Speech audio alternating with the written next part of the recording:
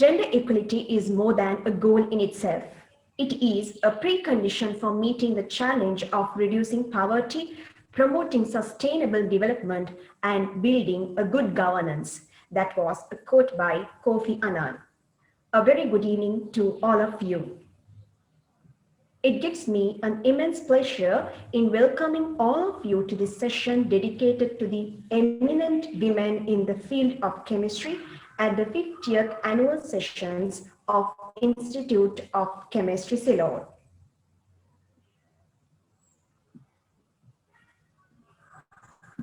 Now, I most cordially invite Professor Priyani Paranagama, immediate past president of Institute of Chemistry, Ceylon, Chair of Chemistry, University of Kelaniya, Director of Institute of Indigenous Medicine, University of Colombo, and the Chairperson, Women Chemists Committee, to deliver the welcome address. Thank you very much, Nishmita. Good afternoon. President of the Institute of Chemistry, Ceylon, Professor Sagarika Ekanayaka, President-elect, Professor Shriyanti Dharanigala, the plenary speakers, members of the Women Chemists Committee, members of the Institute of Chemistry, Ceylon, students in the College of Chemical Sciences, and members of the Women Chemists Committee, all the participants who joined through the webinar today, ladies and gentlemen. It gives me a great pleasure and honor to deliver the welcome address organized by the Women Chemists Committee under the theme Gender Equity and Women Empowerment. The Women Chemists Committee, WCC, of the Institute of Chemistry, Ceylon, was established in 2019 when I was the president of the Institute of Chemistry. As Institute of Chemistry, Ceylon is the Chemical Society of Sri Lanka. Women Chemists Committee include a group of veteran chemists produced by various state-of-the-art universities, research institutes, industries who are qualified and experienced in the chemistry world. The lady professionals working in WCC are great contributors in the field of chemistry as academics, researchers, or industrialists. WCC is also in the aim of creating awareness and spreading the word about chemistry knowledge and talent search, acquisition, development and retention in industry. WCC is looking forward to build up international relations with similar bodies and enhance the knowledge and exposure in the world of chemistry. The role model and godmother is Marie Curie, the only lady who secured Nobel Prize twice in the year 1903 and 1911, being the first lady scientist to win such award and the first person who win second Nobel Prize. As the chairperson of the WCC, I want to focus empowering women chemists and active participation by lady chemists in the field of harmless chemistry. Hence, one of the objectives is to enhance leadership and career development opportunities of women chemists. Through the future programs, WCC plans to offer many avenues to develop career opportunities and draw attention to the eminent work done by women chemists. WCC seeks to support lady chemists in our community and encourage young chemists to pursue careers in chemistry, as this will be a common platform for women chemists to enhance the entrepreneurship development. The goals are accomplished through networking with established women chemistry professionals and fostering connection between organizations. So, WCC strongly emphasizes on involvement of early career chemists for our state and non-state universities, research institutes, and industries. Therefore, WCC of Institute of Chemistry Ceylon plan to organize programs such as webinars, skill development programs, technical programs to encourage individuals to share their stories, such as how to promote oneself at work. WCC is planning to organize symposia at national levels where women chemists in Sri Lanka can present their research and their innovations. This will help to attract, promote, and fostering women chemists to positively impact diversity, equity, and inclusion in the society and the profession. Participating in WCC offers women chemists an opportunity to network and advocate for themselves. Being part of WCC means that you are representing women in chemistry and you are someone who strives to achieve equity and recognition for all. Yet with all these opportunities, inequity is still present in our society. Therefore, WCC should help all women to develop a confident and forceful voice to advocate for equal social and professional position in their work. When organized activities, WCC gives priority for programs that help to uplift the economy of the country. The country needs individuals who are passionate about the chemistry. What can you do with the chemistry degree? The broad science education obtained through chemistry degree will help to improve your analytical skills, analytical thinking, creative ideas, and research methodology, which help to be open-minded to create novel ideas, and also other soft skills which help to produce wide variety of lady chemists, and they are essential for a plethora of positions. Hence, WCC will commence program for female school children, undergraduates, graduate students, mid-career scientists to empower them to continue their chosen career path. By harnessing the strength of women from underrepresented groups, we can unify into powerful voice. I challenge you to join Women Chemist Committee as we amplify women voices. I'm happy to announce the new president of Institute of Chemistry Ceylon 2021-22 is an eminent lady chemist, Professor Sriyanti Dharaniyagala. WCC humbly requests to give you due recognition for women chemists in Sri Lanka as other countries give priority for women participation.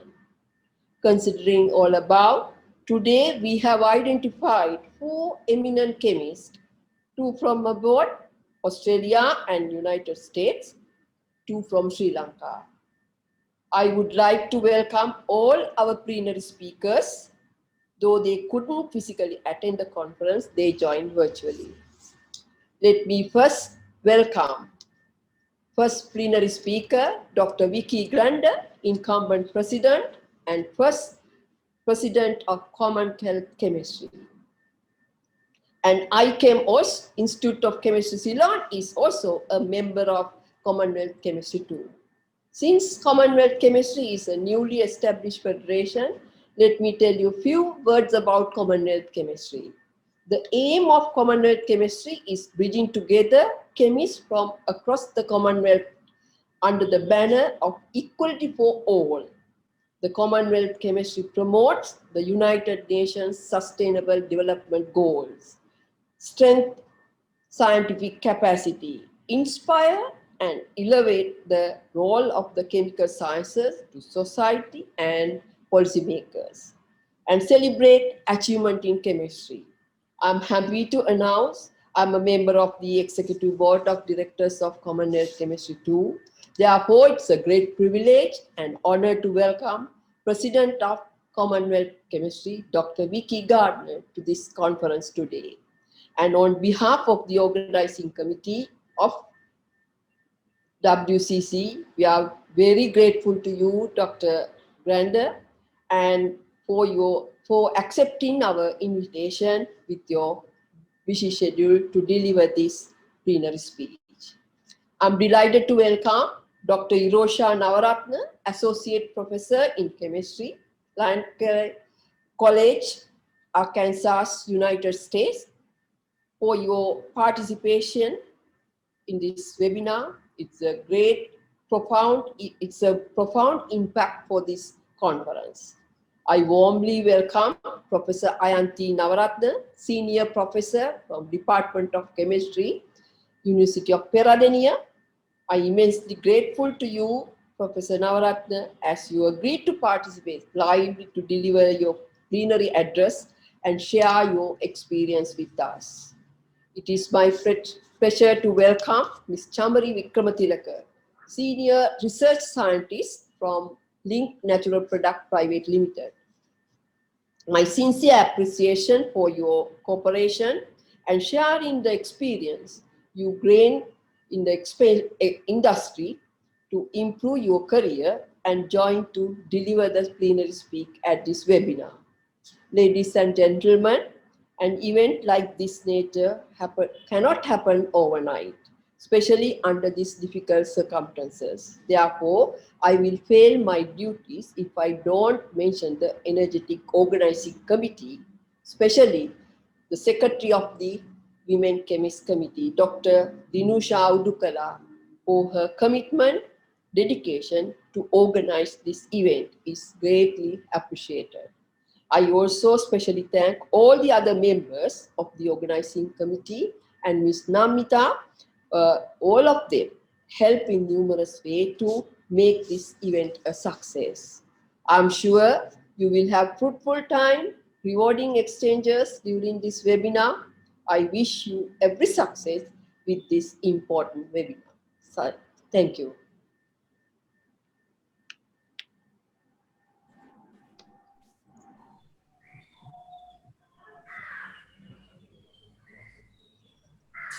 Thank you very much, Madam.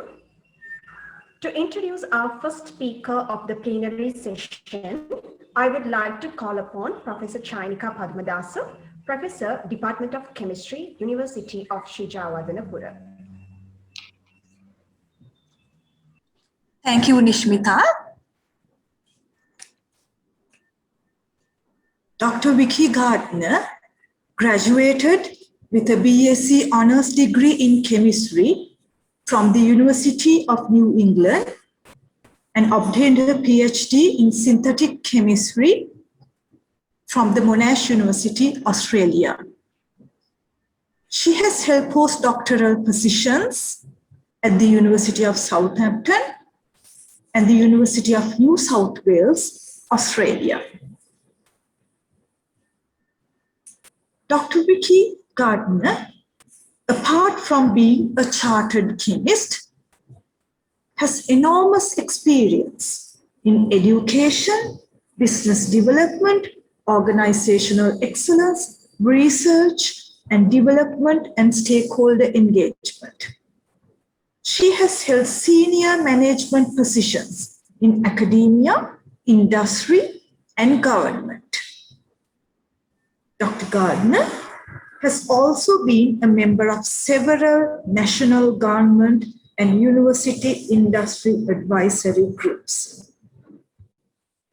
Her contribution to the promotion of science was very well recognized in 2012 by the Royal Australian Chemical Institute.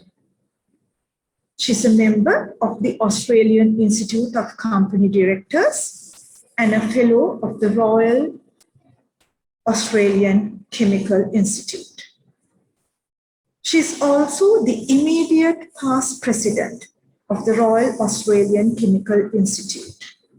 Currently, Dr. Vikki Garin is serving as the president and executive board chair of Commonwealth Chemistry. We are honored to have you today. I now invite Dr. Garin, I hope I'm pronouncing your name properly, to deliver her address at this session. Over to you, Dr. Garin.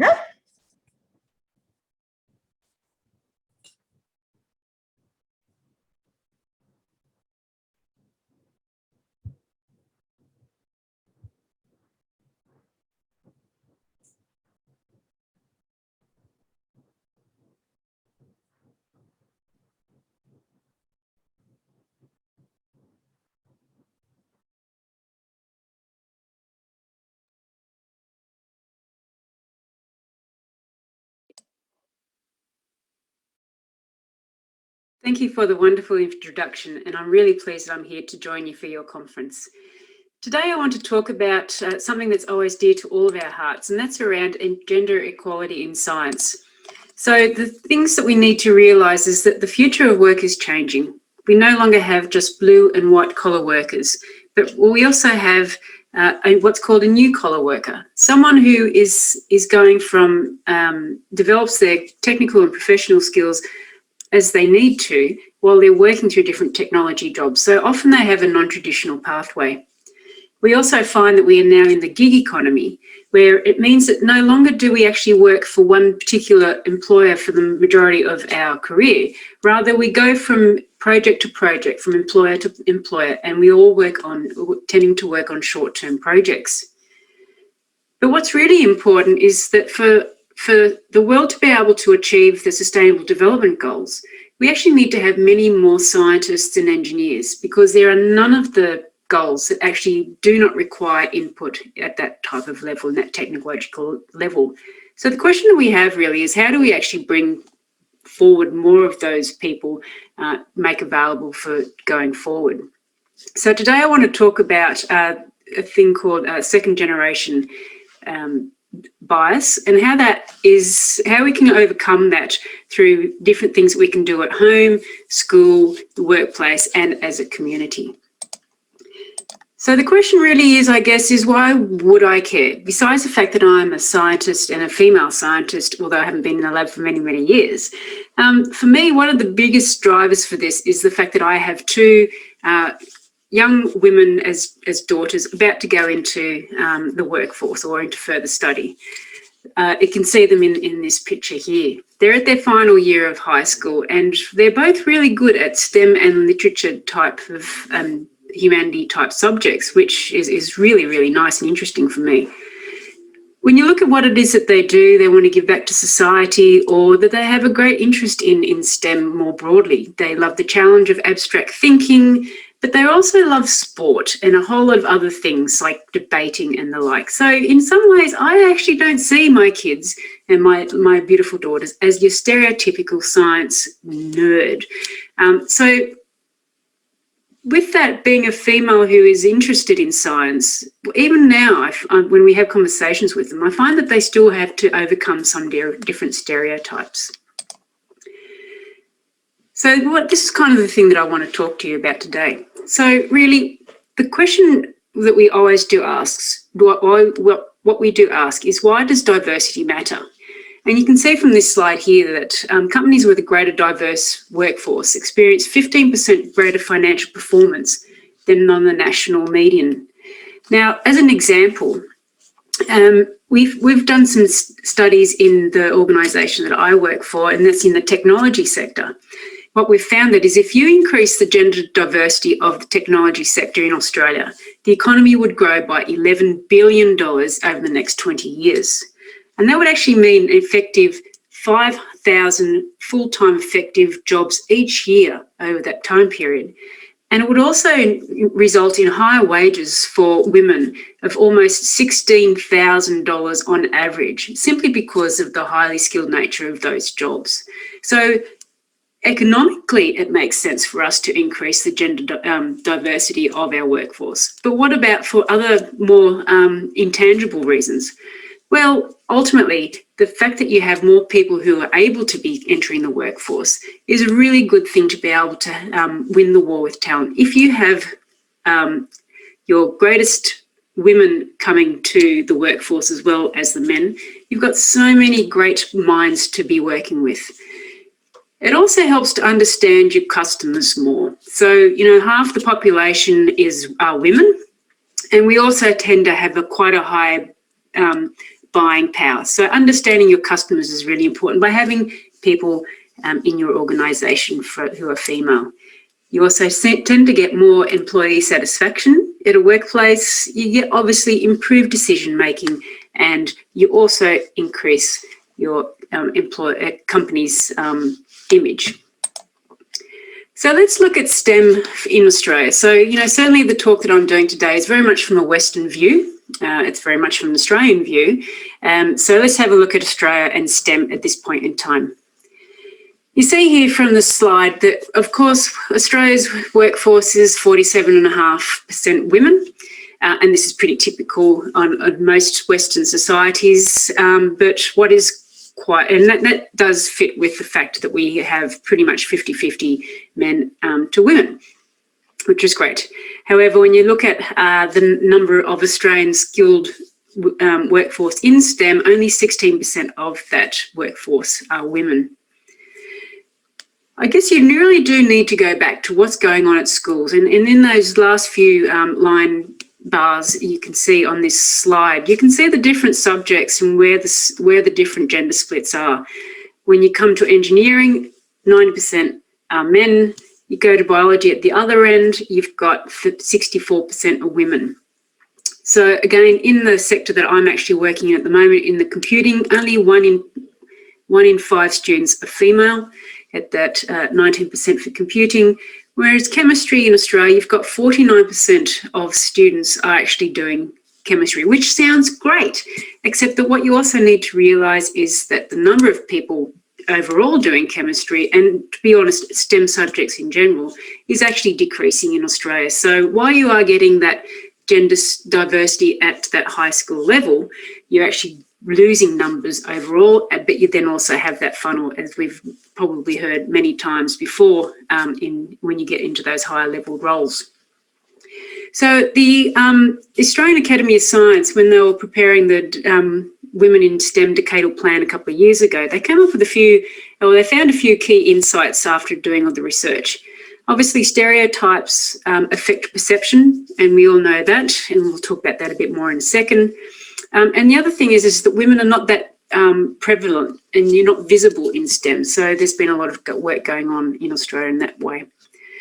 Biases affect what an individual's decision to pursue a STEM career is. So a lot of that is around, do I actually fit? And that's a big thing of how women and girls tend to choose their careers as opposed to men and boys.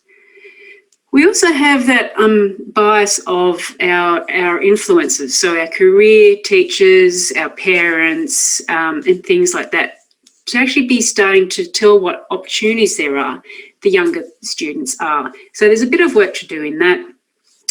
Obviously, occupational interests is formed at a young age. You start looking at who is the successful doctor, is it a male or a female? And more often than not, young kids will actually say it's a male.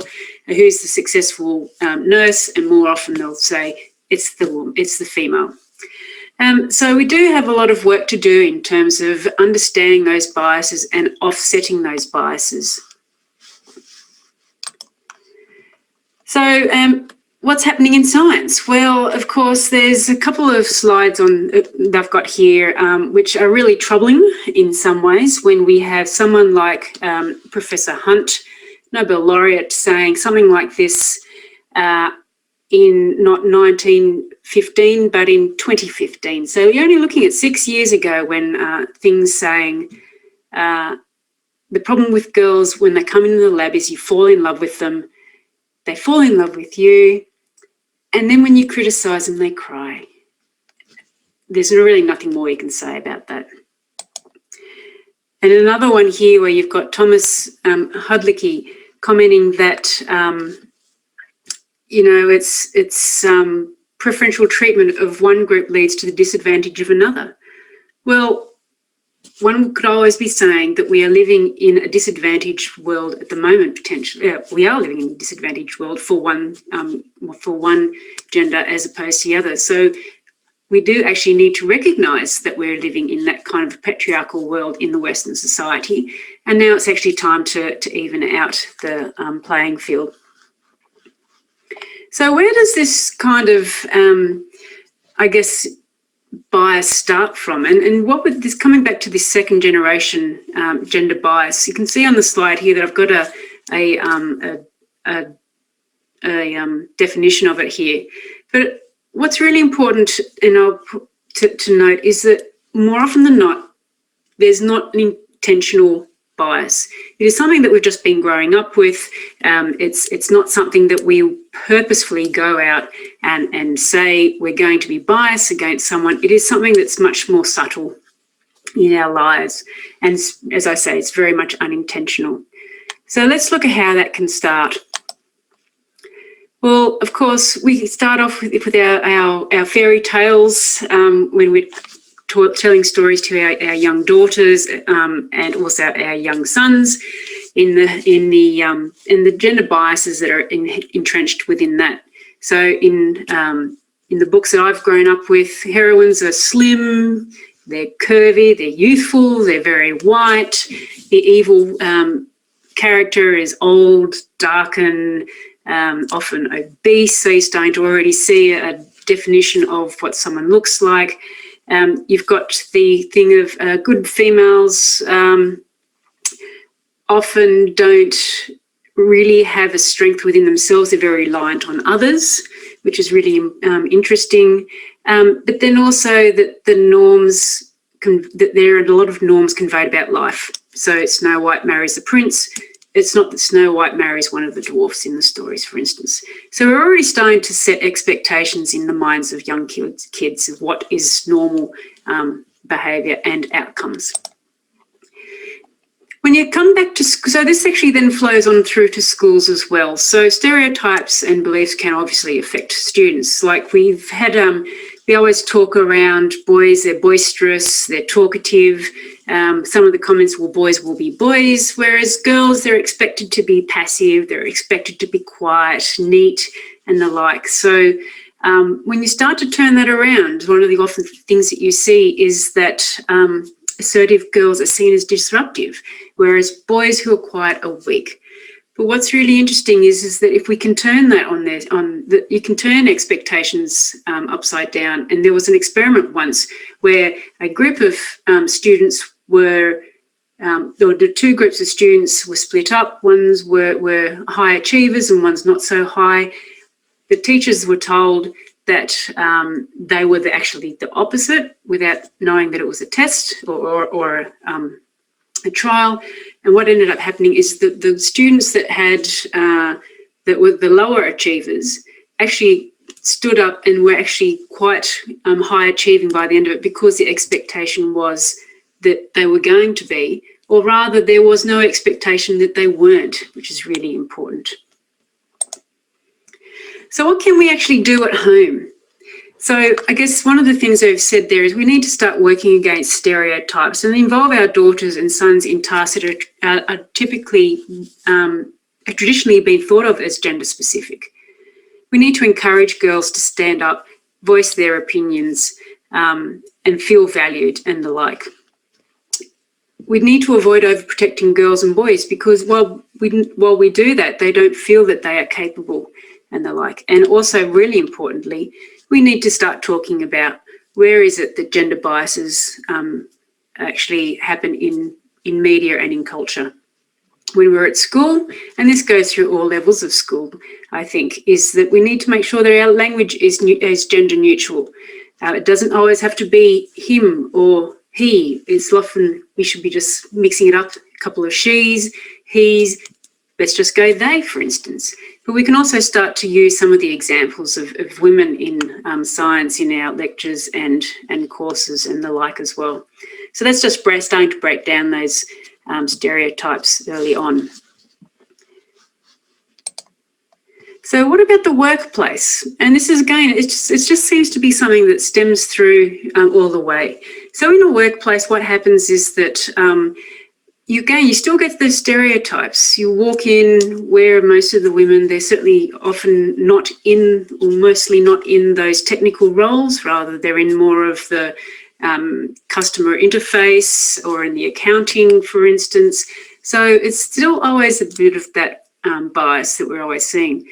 The other thing is, I guess, when the second generation bias comes in, is there's where employers are trying to do the right thing and help women, because there is such a large burden in terms of looking after both family and work, again, both of them being a gender stereotype role, is that they suggest, oh, how about you try, go and sit in this role once you've come back to work, or maybe this, because this one, maybe going part-time will help to give you the time to be able to do things.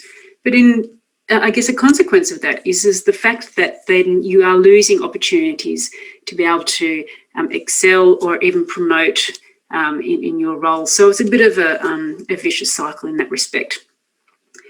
So I guess they're the kinds of things that the second generation bias does affect at workplace. And what's really interesting is that KimberlyClark did a bit of a review in terms of what it is that they do and what is their workplace looking like. So KimberlyClark, as we all know, they tend to be more in the household goods, but the CEO at the time in 2009 realised that women were actually responsible for 80% of the purchases across their business, yet this was actually not reflected in their workplace in terms of the number of women in those higher level decision-making roles. So when you think about it, if you're trying to sell to 80% of your market being women, but you actually have a man thinking in terms of trying to think as a woman, and we know how well that goes all the time, it's no wonder that you don't really succeed as much as what you could. So what ended up happening is that the organisation underwent a whole lot of work. They actually started looking at how they increase the female leadership, number of women in their leadership roles, looking at how they build that pipeline and give opportunities for women at all across all the levels of their organisation. And what ended up happening, as you can see from that bottom line, that from 2009 to 2024, they're expecting an increased profit of 0.6 billion and sales to increase by 2.1 billion. So you see that there has been a huge increase as a result of actually getting more women into the decision-making areas. And this is also then reflected in the standing and the financial position of the organisation. So it just goes to show that when you actually do purposefully go and look at how you can address gender biases or second generation biases or unconscious biases, that you can actually make quite a big difference. So what can we do as a scientific community? So this is one of the reasons as to why Commonwealth Chemistry was formed. It was built to be an inclusive federation. One of the things that we have as an advantage of all the countries around the world, it is a global organisation, is that we all participate, we all have those shared values of the Commonwealth. So and this has been very much what fed into our vision and our mission when we were starting to build the organisation, that we are one community, we all have one voice, and we are catalysing equality for all. So the reason why the organisation exists is to actually inspire and celebrate and elevate the role and practice of chemical sciences for the benefit of the Commonwealth nations and its people. And as I said, it's because we all have those guiding principles of the Commonwealth. One of the really important things that we are looking at is really very much looking to have an equal and inclusive representative from all Commonwealth nations, but not just in terms of each nation, but also in terms of the gender participation. So one of the things that we're trying to do is increase that through our activities. So, as I said, the impact that we're trying to do in terms of our discipline is to improve the impact on our chemists from all the Commonwealth nations. And this may be through enhancing their profile, building networks to increase collaboration. We also want to be of benefit to society at large, and very much focusing on the Sustainable Development Goals. And of course, we want to really take this opportunity to diversify our discipline and to increase the number of female scientists in Commonwealth nations. So what have we been doing and what will we be doing? Certainly, we've been doing a number of activities in terms of understanding where we all are, in terms noting that we are at different levels of development, we have different opportunities, we have different challenges as well. So just really understanding the basics of all of that, connecting chemists through our conferences and the like, and I'll talk about that very briefly. But then really just starting to improve the diversity and opportunities for people across the Commonwealth and to share resources. So as I say, some of the things that we're doing is we have our Chemistry Congress, which we held virtually this year for our inaugural one. And what we did was make sure that we had equal representation of all of the Commonwealth countries, but then we also made sure that we had at least 30% of female participation in the conference. And I think ultimately we ended up with a lot more than that, which was actually fantastic. One of the nice things about having the virtual conference is that we actually were able to have a lot more inclusivity with people around the place. And we also did have a good representation of early career chemists as part of our program, which was fantastic. So these kinds of conferences will be going on going forward, but we're also looking at things like how we can do other programs virtually. We had our Commonwealth Day, International Women's Day seminar earlier this year, and we're looking at doing a lot of things like that we can connect people across the world. As I mentioned, our survey, we're looking very much at how we can promote early career chemists, looking at understanding what it is their challenges that they face and how we can actually help to overcome those as a scientific community. So we'll be able to be sharing those results later on this year. So that's really exciting. So I hope that that's been of interest, kind of the things that we can take away in terms of the things of overcoming second generation bias, not only in our homes, our schools, our workplaces, but also what we're trying to do as a scientific chemistry community. So I hope that it has been enjoyable. Here are some of the references that I've used to prepare my talk, and please feel free to reach out to me at any point in time. Thanks so much for listening. Thank you very much, Dr. Vikki Garin.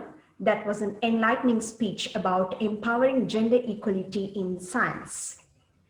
To introduce the next speaker, I cordially invite Dr. Ireshika De Silva, Senior Lecturer, Department of Chemistry, University of Colombo. Thank you very much.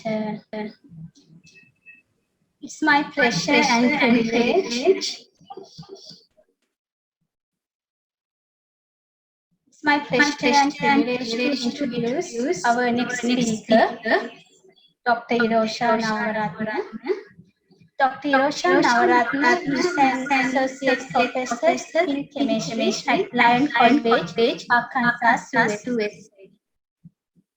She graduated from the University of Colombo, Sri Lanka, in 2004, obtaining a BSc Special Degree in Chemistry with First Class Honours. Dr. Navarra Radna obtained her PhD in Bioorganic Chemistry from Michigan State University, East Lansing, USA. For her PhD, she worked on generation of modified biologically important natural products such as sapling capsule through biocatalysis, under the supervision of Dr. Kevin Walker. She joined the College of Pharmacy at University of Michigan in Ann Arbor, USA in 2012 as a research fellow, where she developed medicinal chemistry skills by conducting research on anti-diabetic development. Dr. Navarra Radna is passionate about creating opportunities for undergraduate students to explore the process of drug discovery while contributing to the advancement of human health. Her undergraduate research team is working on the development of novel rifamycins to combat multi-drug resistant Mycobacterium tuberculosis strains. Additionally, they work on developing an array of organic compounds that have potential for becoming anti-cancer and antibacterial agents, and also on the investigations of interesting aspects of food chemistry. She has a full teaching load during any academic year that includes organic chemistry sequences, instrumental analysis, introductory chemistry, chemistry seminars, and other advanced topics in chemistry such as bioorganic chemistry, recycling and conservation, chemical biology of infectious diseases. I'm sure that Dr. Navarra Radna can inspire young female chemists who are participating in today's session. I would now like to invite Dr. Roshan Babi to deliver her talk on actions versus words to liberate women chemists. Dr. Navarra Radna, webinar screen is yours. Thank you, Dr. Reshika De Silva, for the initial invitation and the kind introduction. I'm honored and humbled to speak today in this session themed so timely, along with some amazing lineup of speakers. Thank you, Women Chemists Committee, for considering me to speak here. Let me share the screen now.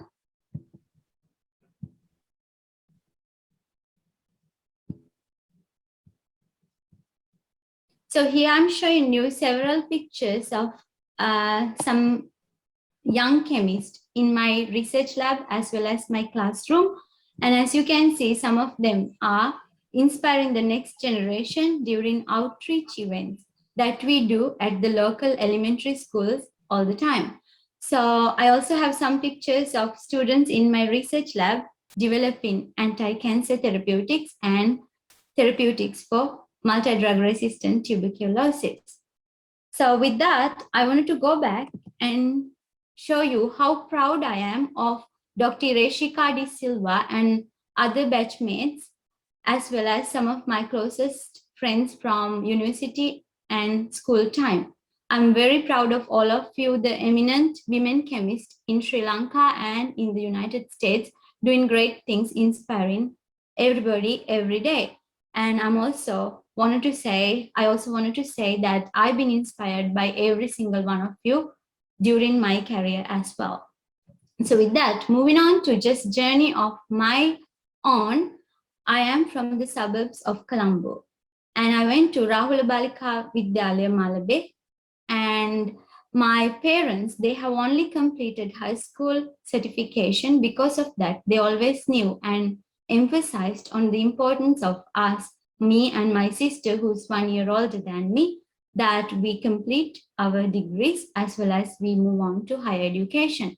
So with that in mind, we were able to do very well in the year 5 scholarship, and we went to the Balika Vidyalaya in Colombo 8. And during that time, I remember sometimes during annual prize givings, especially during the advanced level time, my sister and I will work one after another for getting the chemistry awards and the overall class performance awards. And most people ask my mother whether she's a chemistry teacher or a teacher of any kind. But she wasn't. She was a housewife, only took care of us. But regardless, she was everything to us. And I believe she is the most influential woman I have met in my life.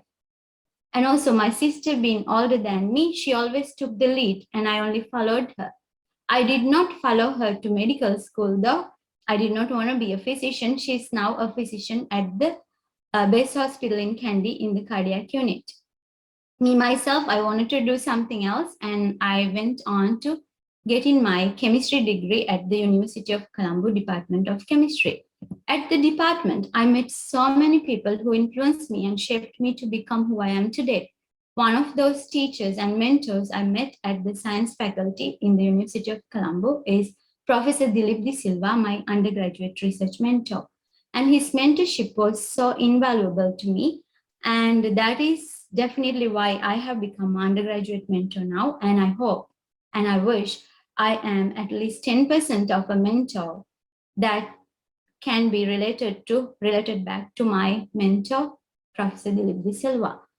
So I was able to do lots of natural product chemistry in the lab since my third year in undergraduate level.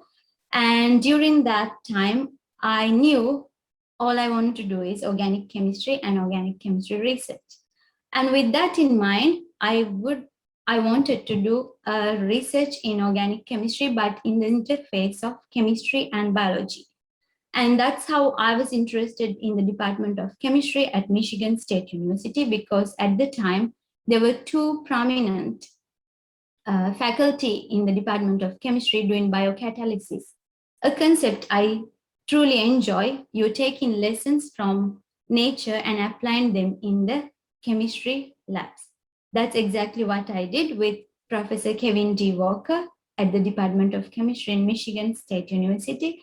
I pursued my bioorganic chemistry degree with the skills in organic synthesis, biochemistry, protein chemistry, molecular biology, and also lots of aspects of analytical chemistry.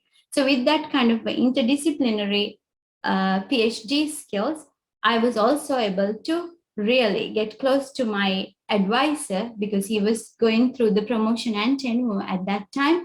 And we pretty much grew up together professionally. And I learned so much from him, the soft skills, other than the skills I just stated before, such as grant writing, manuscript writing, and then maintaining a lab, things like that.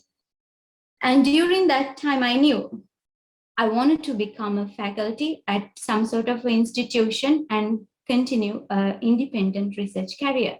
So with that in mind, I wanted to become a good educator, and that's why I continued 2-year certification program in college teaching during the Michigan State University time. And after that, when I look into becoming a faculty person in the United States, it's almost essential to do a postdoctoral fellowship or a training. So in my case, I looked at what I'm lacking to become a biomedical researcher who's independent. And I figured, well, I need to have some medicinal chemistry aspects or perspectives in my career and training.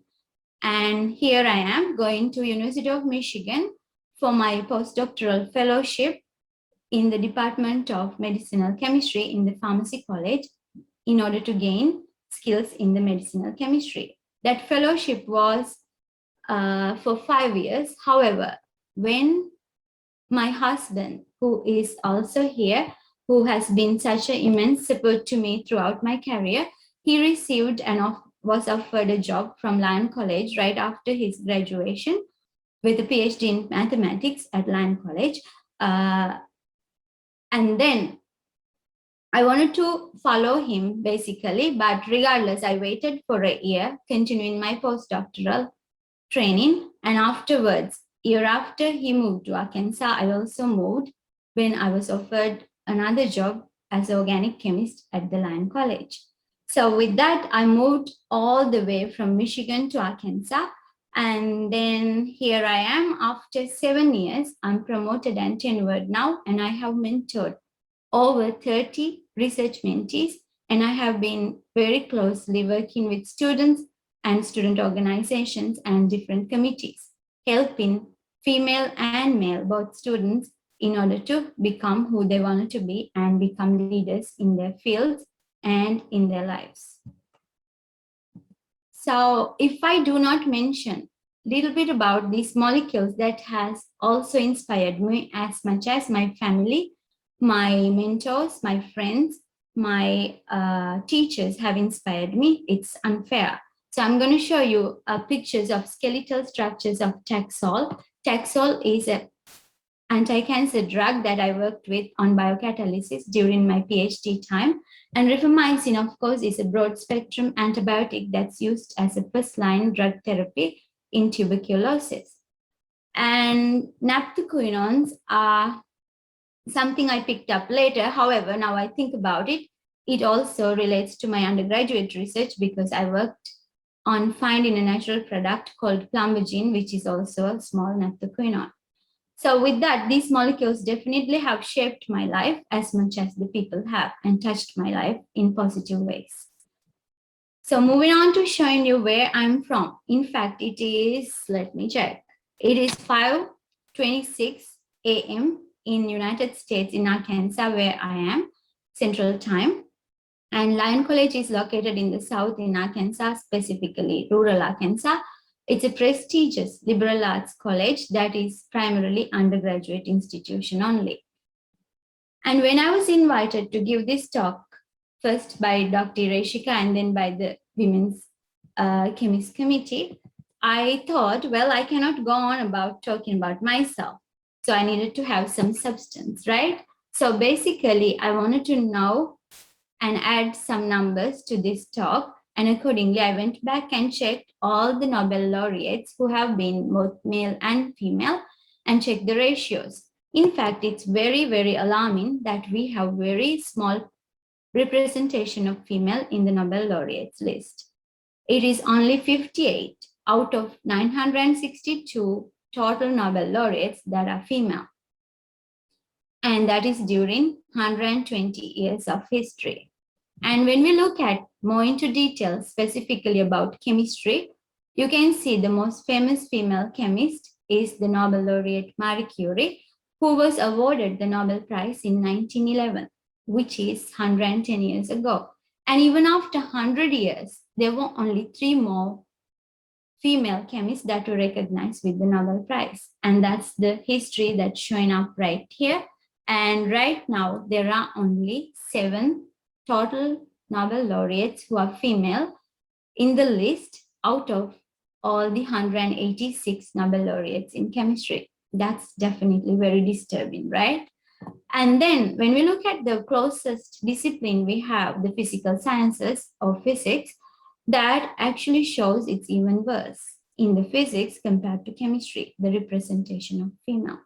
So, well, when I'm looking at these numbers, I'm wondering, is that something to do with our inability to do such great and valuable work in the field as females? So I went on to look into further information, and especially I looked at gender imbalance in the authorship. And when I look at all these chemistry authorships, I can see from 2005 to 2020, when this publication was published, the corresponding authors are not as represented in the female category compared to male. It's abundantly males in the corresponding author list. And also the first authors have been better than corresponding authors, but it's not enough. The males are highly dominant in the chemistry authorship compared to female. And when I went on to that article and read more about it, we realized the journal editorial boards in 2020 are dominantly male, except Nature Publishing, where they are likely trying to promote female in their editorial boards. So the key conclusions we can say from this article and the relevant articles in the field, chemistry journals have a large disparity in gender ratios, especially for corresponding authors.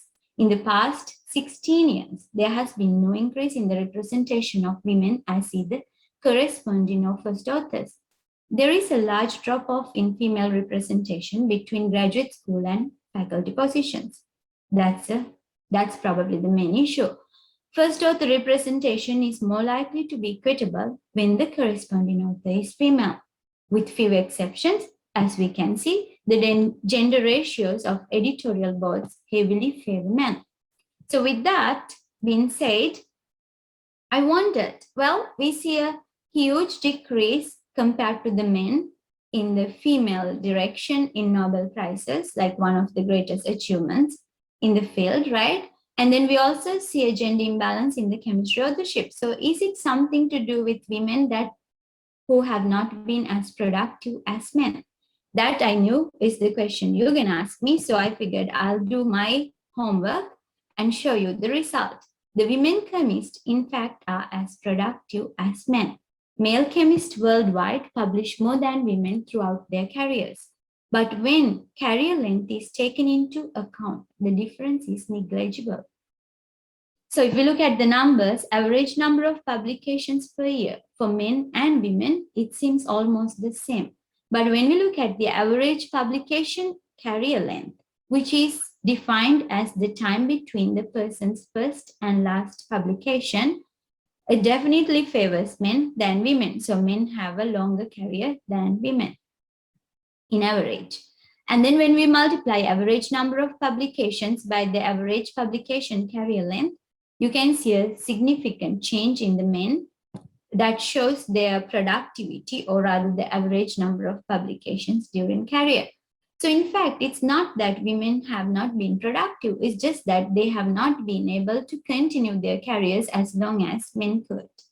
Likely, this is due to reasons that we could think of, like maybe the recognition they're not getting, the salaries are still relatively low for women chemists compared to the men. And then also the household, kind of like the responsibilities women have are a lot more higher than men.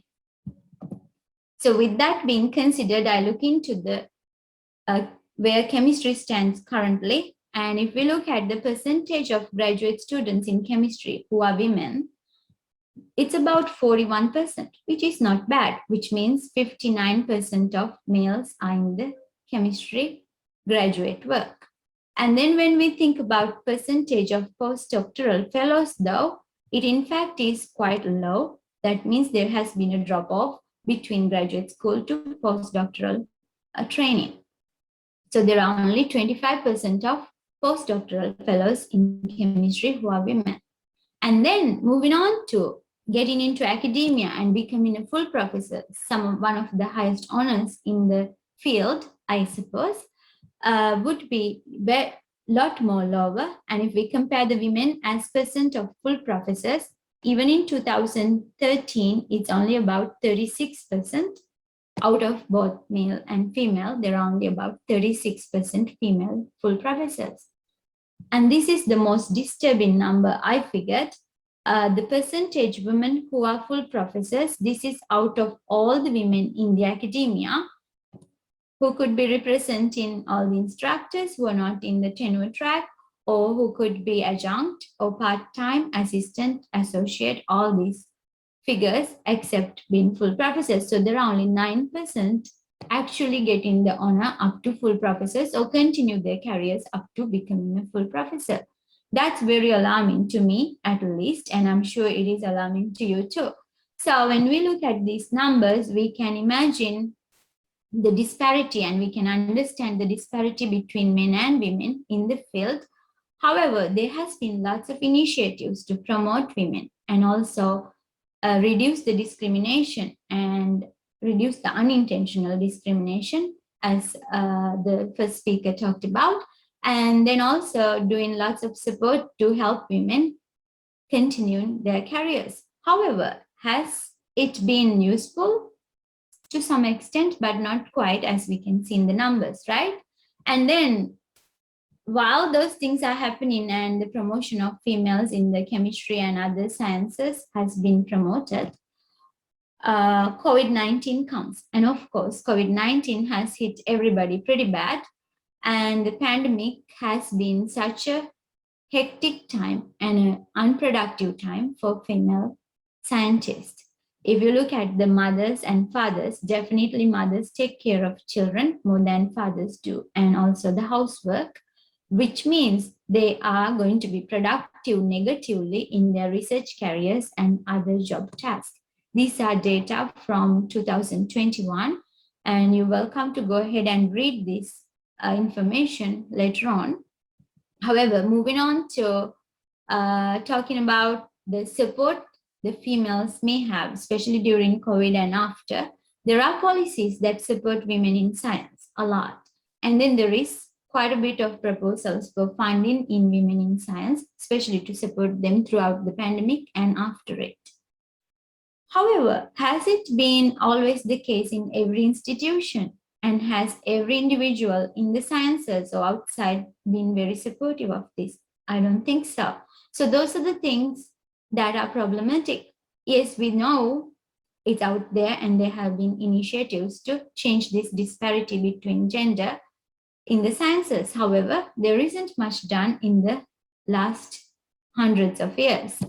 So when we think about what to do, I think one of the other things we can think of is to talk and have honest conversations, asking right questions. And here this is talking about during the wake of COVID-19, how women scientists have a lot more burden to carry compared to men because they take care of the household and children compared to men mostly. That means their teaching, research, and service has to be evaluated little differently than men, or maybe everybody has to be evaluated little fairly during these difficult times. And evaluation committees that are for tenure and promotion and other type of promotions as well need to be diverse, informed, transparent, proactive, and trained. So these are kind of new needs or new solutions for academic world. And given I am representing the academics, I figured I'll show you these things. However, like I said, not every institution and not every individual will believe that there is a problem and they need to be fixing it. And that's the reason why we really need to take actions rather than words. Yes, we can converse forever. We can gather information. We can read all what we want. However, if we don't take actions one at a time, every single one of us, there won't be any change in the next 100 years either. So actively promote, advocate for, intentionally hire, support, and mentor the female students, faculty, and co-workers. Speak up and amplify the voice against discriminatory words and actions. Do that. Educate yourself and co-workers on systematic and insidious bias in the sciences. And believe me, it does exist. Promote hiring merely based on merit. Do not discriminate based on the gender or any other reasons like, oh, you're going to be pregnant or you are during your pregnancy. Those should not matter as long as the person has the merits to get the job.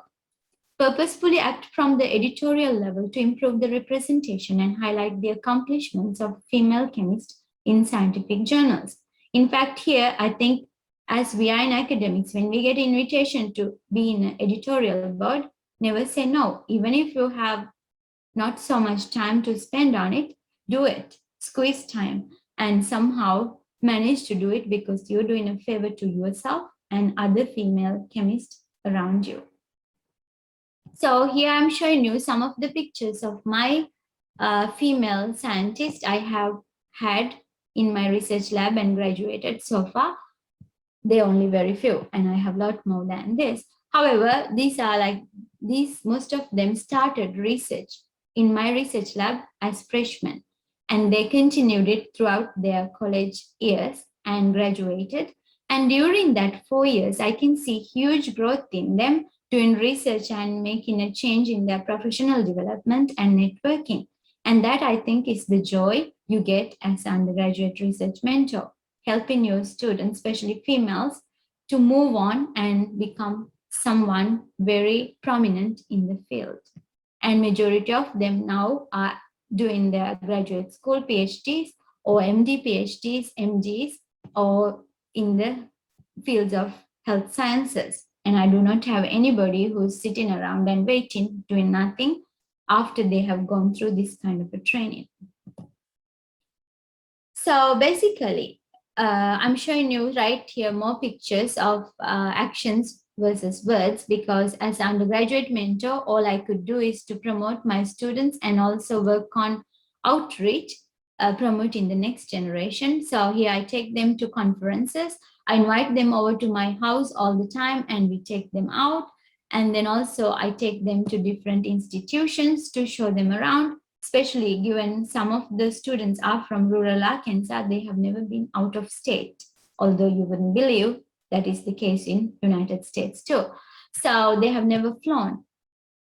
I make sure they have the opportunity to do so during their college years, and also making them to meet with professionals in the field, your colleagues maybe, or people you know from elsewhere. Make sure you make them connect and then have them network and learn from each other. And publish with your female scientists as well as any other in the research lab.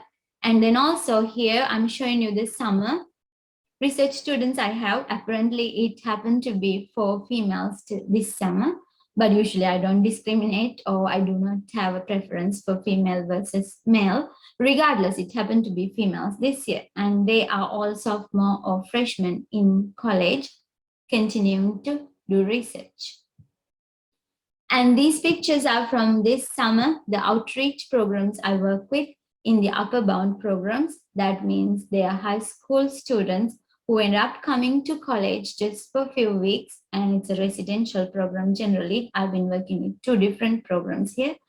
So we get the chance to inspire them to do chemistry or sciences in our research labs and our teaching labs.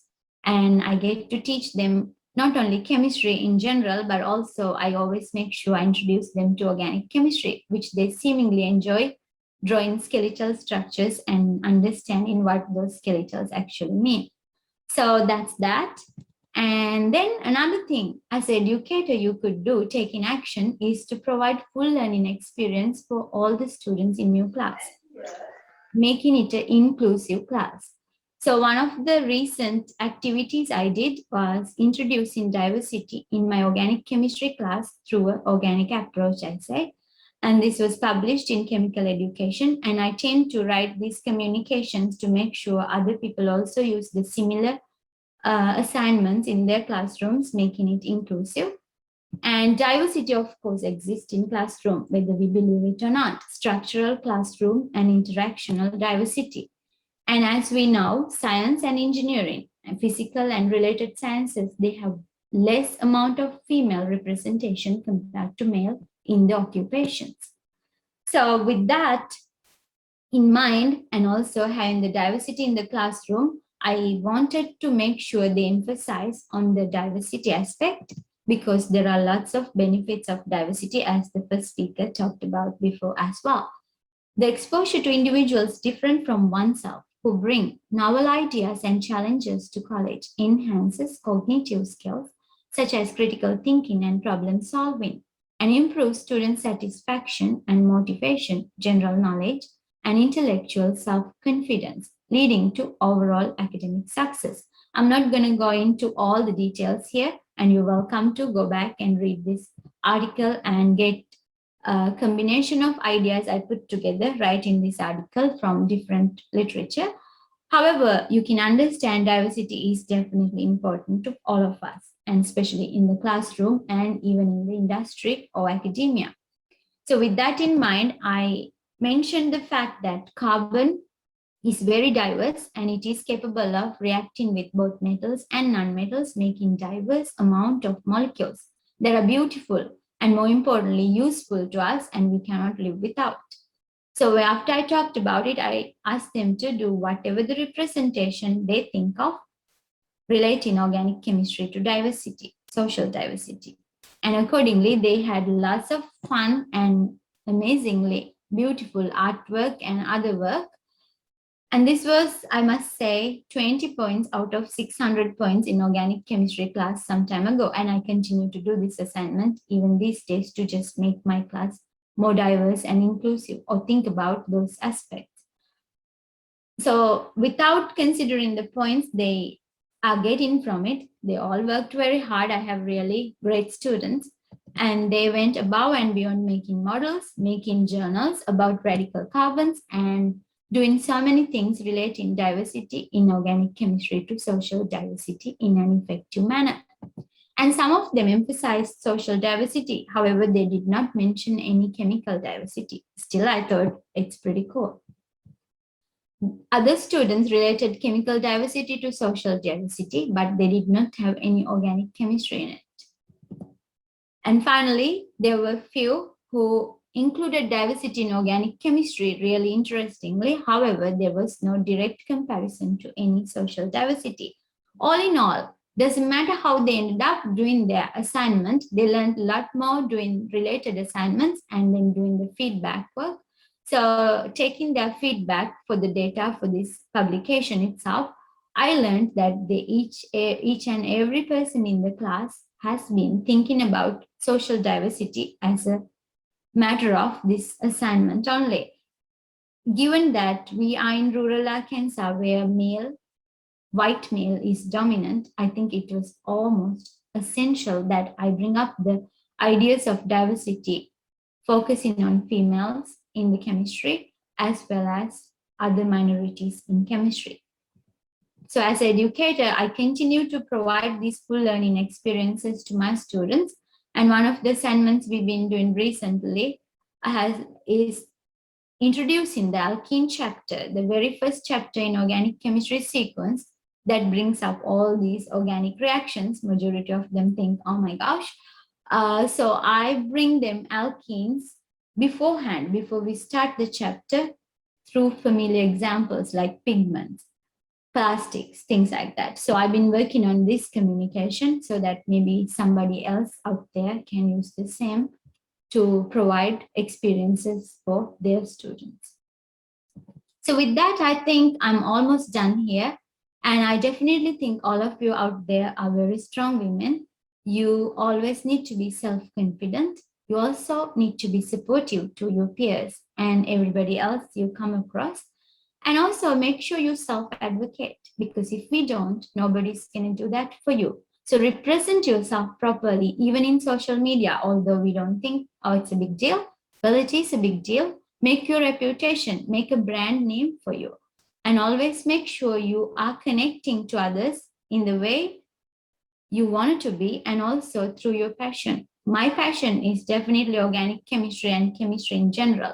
So one time I remember posting this on social media, where strong acids and strong bases react, so does the strong women. So when we start being strong women as we are expected to be in the society, don't blame me for reacting to your ignorant, inconsiderate, unfair nonsense I said. And this was actually during a time where I was a little upset about one of the male staff members at Lyon College kind of, made me upset about it, like certain thing. But regardless, I think empowering women is very, very important. And especially we are the ones who could do it to each other. One simple action to empower women in the field is worth 1,000 words. That's my belief. So with that, I wanted to make sure I remind you, maybe you should continue to do a SWOT analysis where you can see the opportunities and threats after you put in your strengths and weaknesses. So make sure you do that, and also take actions to help yourself as well as others. With that, thank you very much, Professor Priyani Paranagama, Doctors Ireshika De Silva and Dinusha Udukala, for the kind invitation and support, Women in Chemistry Committee at the Institute of Chemistry, Ceylon, for the consideration of me speaking here, and Lyon College, Arkansas INBRI, National Institute of Health, NIH, Future for the funding for both my scholarly work as well as my professional development and my students' research.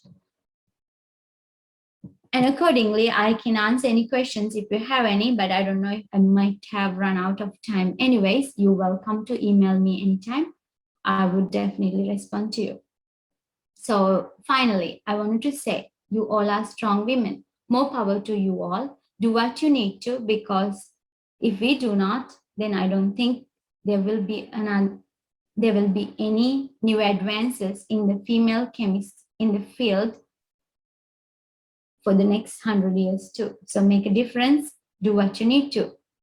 More power to all of you strong women. Thank you.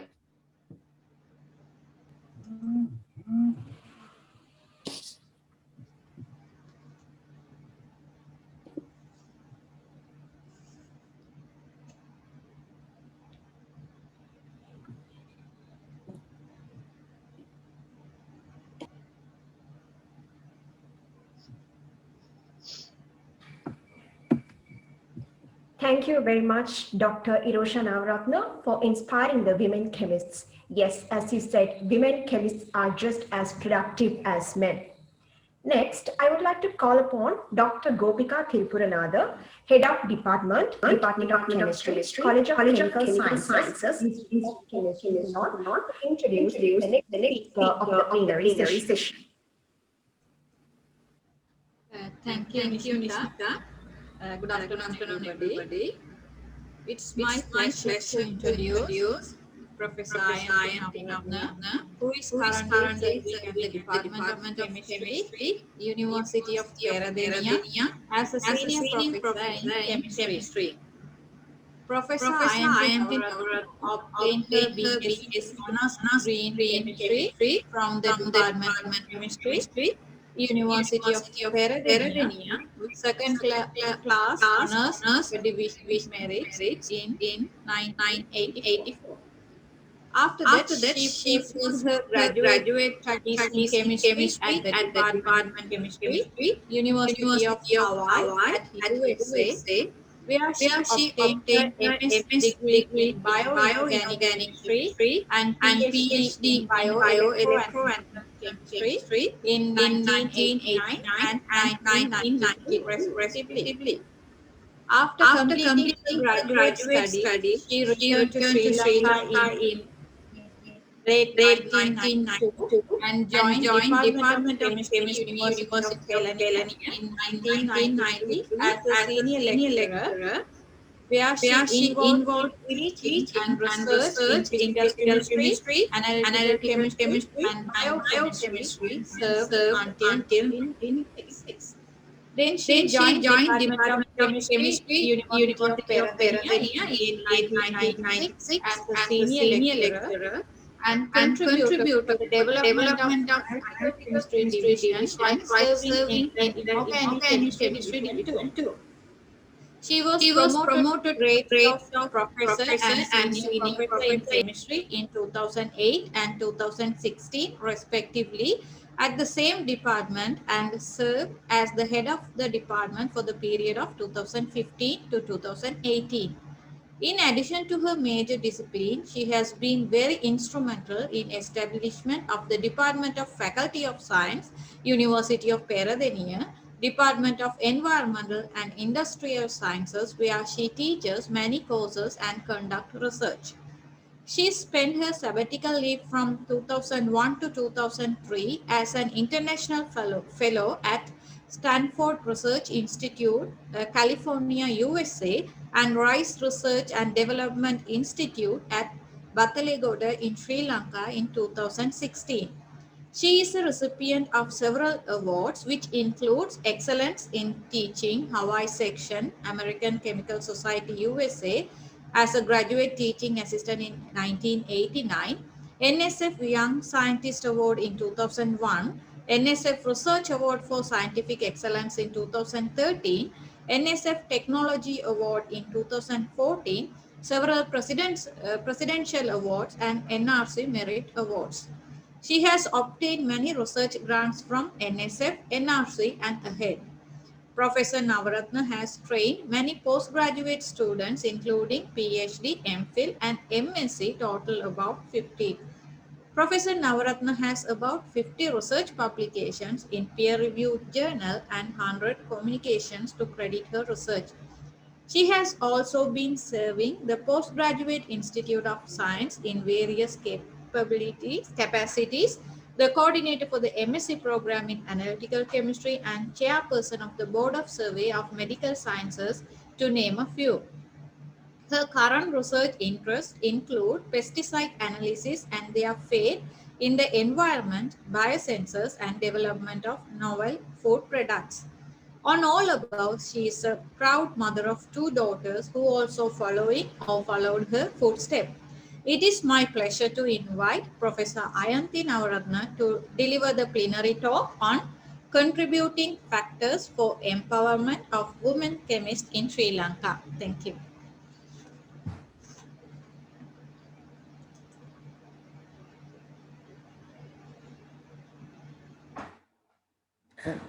Thank you very much, Dr. Gopika, for nice introduction.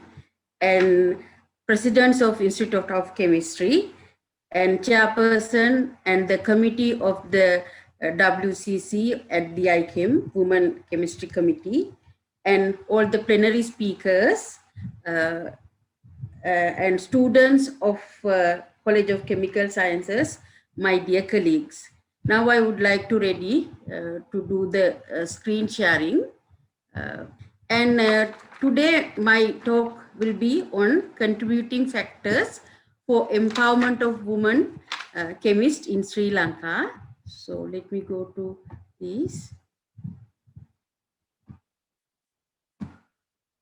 Yeah, okay. So, so actually when we talk about empowerment of women in Sri Lanka, women in Sri Lanka, we have to go back to our early education system. Actually, before I talk about the empowerment of women chemists, we have to talk about the empowerment of women as a whole. So therefore, I will go back to the little bit of history. So we have an education in Sri Lanka, history of over 2300 years. And it is believed that when the Sanskrit language came from North India, that it was began. And then when the Buddhism came during the regime of King Devanampiyatissa, with the arrival of the Mihindu Thera, that is the beginning of education in our Sri Lanka. Education is especially centered around Buddhist temples and Pirivenas, and evidences for this is given in Mahavansa and Deepavansa, just to give you some history about it. However, we all know that we were under colonial ruling for about 150 years, and during that time Christian missionary education was established, and first of all in the coastal provinces and then interior. During that colonial era, that is British administration, the British administration was instrumental in establishing a real education system in Sri Lanka. However, the education was only limited for rich people who could speak English. That system was prevailed until the independence was gained. And in order to continue on with the education, I will just tell here about the establishment of the universities. And universities were established in Colombo, first of all, and then second campus was built in Peradeniya. And after that, several universities, separate universities were established after amendments of the University Act. So that was the establishment of our university. And although new universities with their independent identities were established, that means we had the semi-autonomy, we had the centralized administration via University Grant Commission. And further to that, we got this Mahapala scholarship scheme for needy students. So if I go with a very brief introduction, that is our education system. But actually we have to go to, when we have to go to post-colonial era, if we are talking about the empowerment of women. Because as I already mentioned, we had this period from 16th to 19th century, we had the colonial ruling, and the education affairs, everything were in English. And in the British ruling, it was limited for rich and parents who could speak English, but not for the rest of the people, the majority.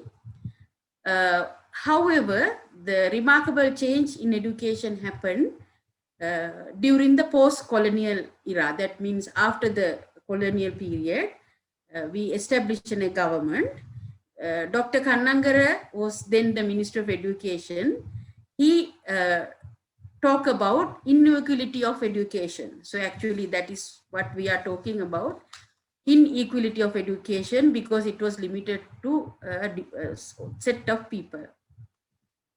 So in this Kannangara reforms, we call them Dr. Kannangara reforms, and he emphasized fairness, equality, and impartiality of its distribution for all levels of education sector. So that is the beginning of free education, because it should distribute among everybody equally. So then, as a result of this concept, Dr. Kannangara wanted to narrow down the gap between rich and poor. Of course, he kept the level of education, but while keeping the gap between the rich and poor small.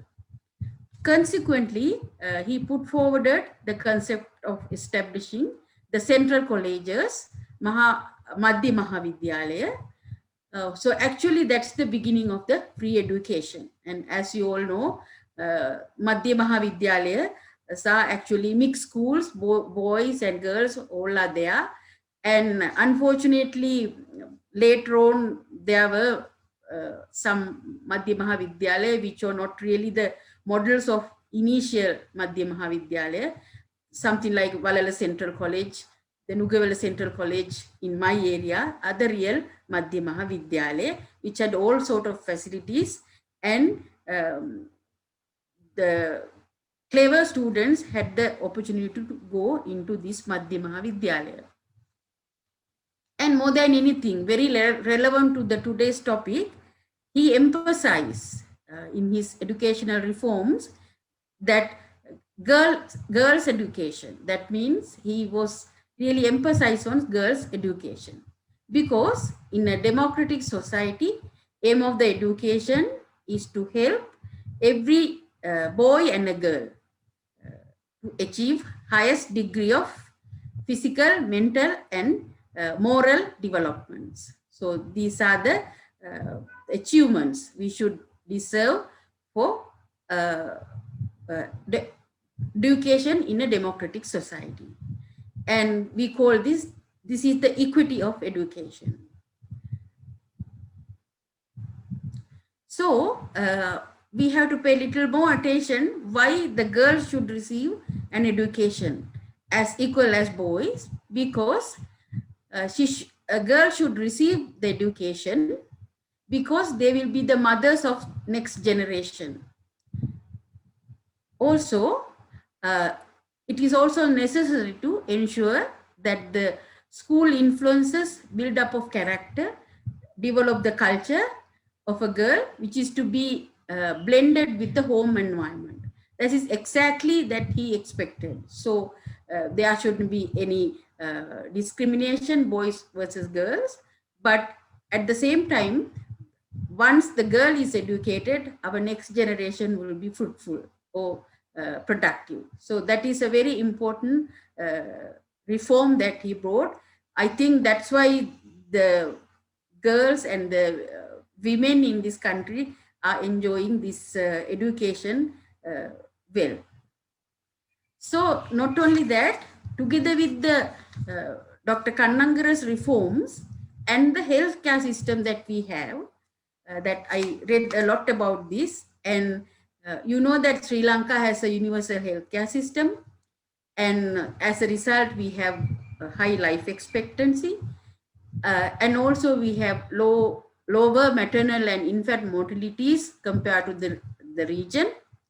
And also because of this universal healthcare system that we have, together with the current education system, the empowerment of women in Sri Lanka happened. So actually you may not have given any consideration for these things. It goes hand in hand with the education and the health.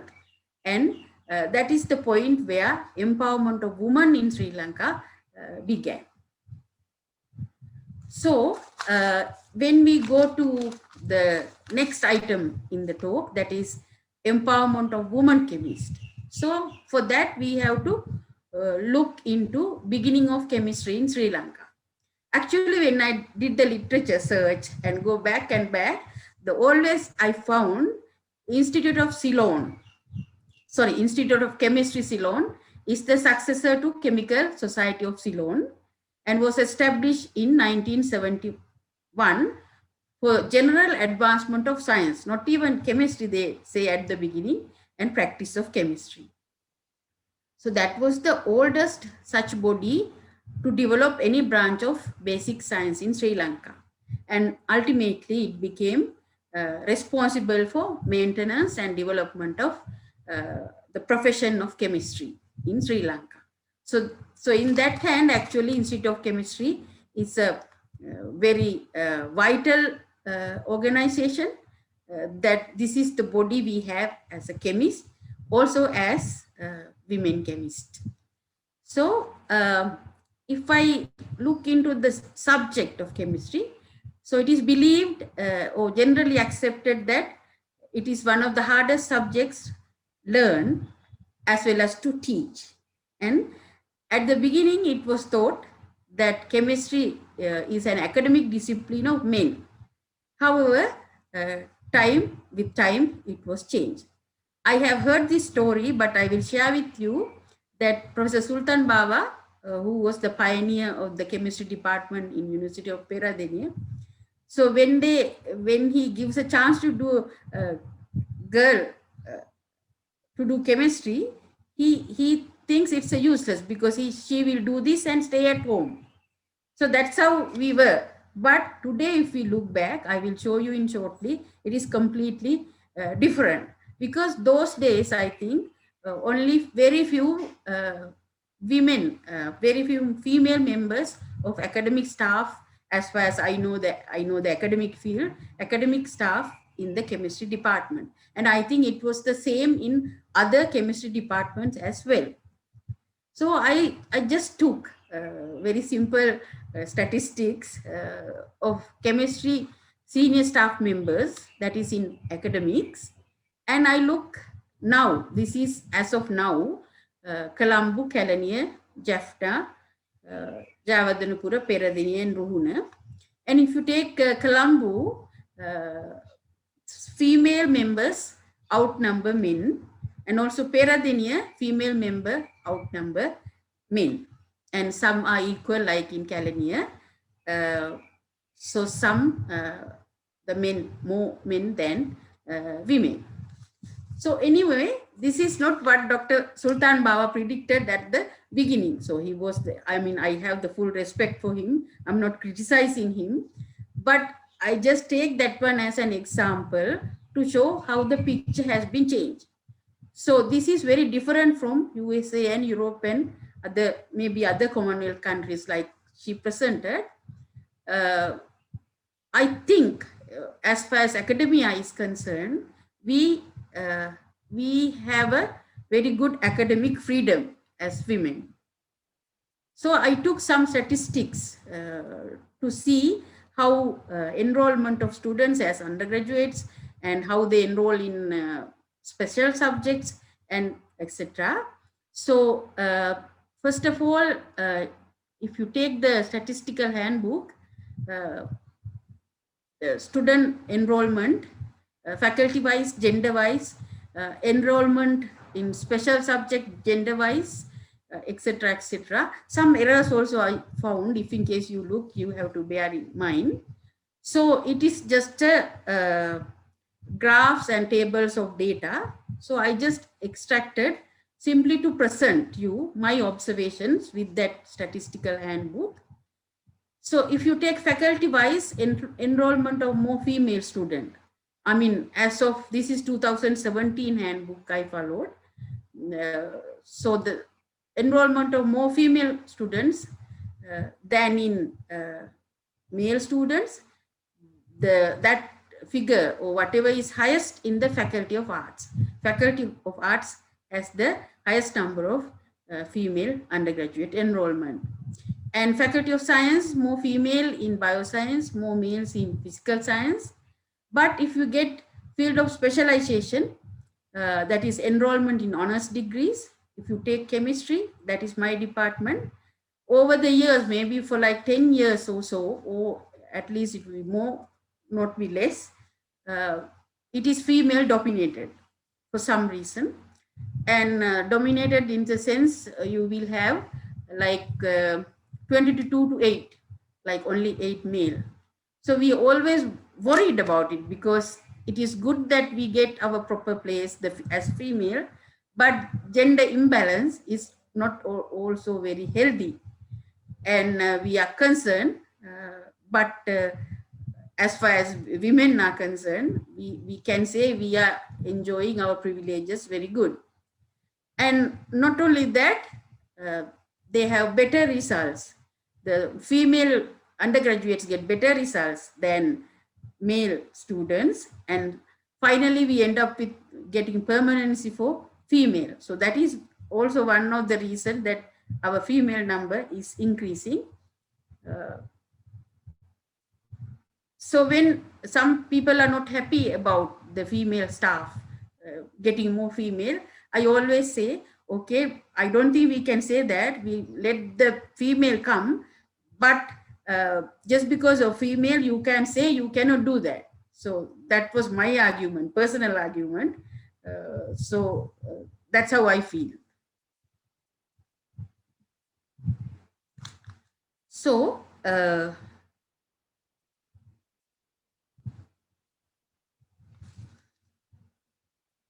so now I will really come to the contributing factors. So when you take the very first thing is Dr. Kannagara's reforms and having mixed schools of central colleges.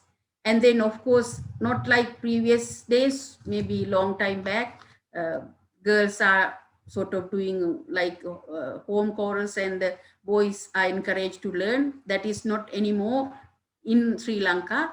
Both male and female, the girls and boys get the support from the home, parents and family members. And if you take opportunities in chemistry, if you take that one, chemistry has a stable job market. Not only here, more in overseas, they have a very stable job market. So that is also another reason.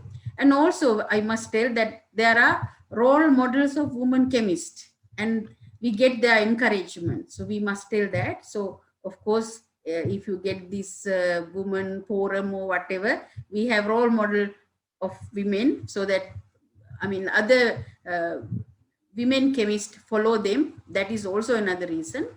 And also we have opportunities in foreign countries. All our chemists, regardless of most of our chemists, not all, regardless of the gender, they find placements for advanced degrees like PhDs, and then subsequently they find jobs opportunities and get settled in other countries. I mean, we can't blame, because I don't think we have planned our education. And if all the chemists, like in Peradini, we have like around 30, like that, we have lots of chemists producing. And so if they all are returned with PhDs to our country, I don't think we have any infrastructure or whatever planning to accommodate them. So I personally like they go abroad and get their advanced degrees and enjoy their life. But some needed to be returned to Sri Lanka, otherwise there wouldn't be any academics to teach these kids. So not only that, in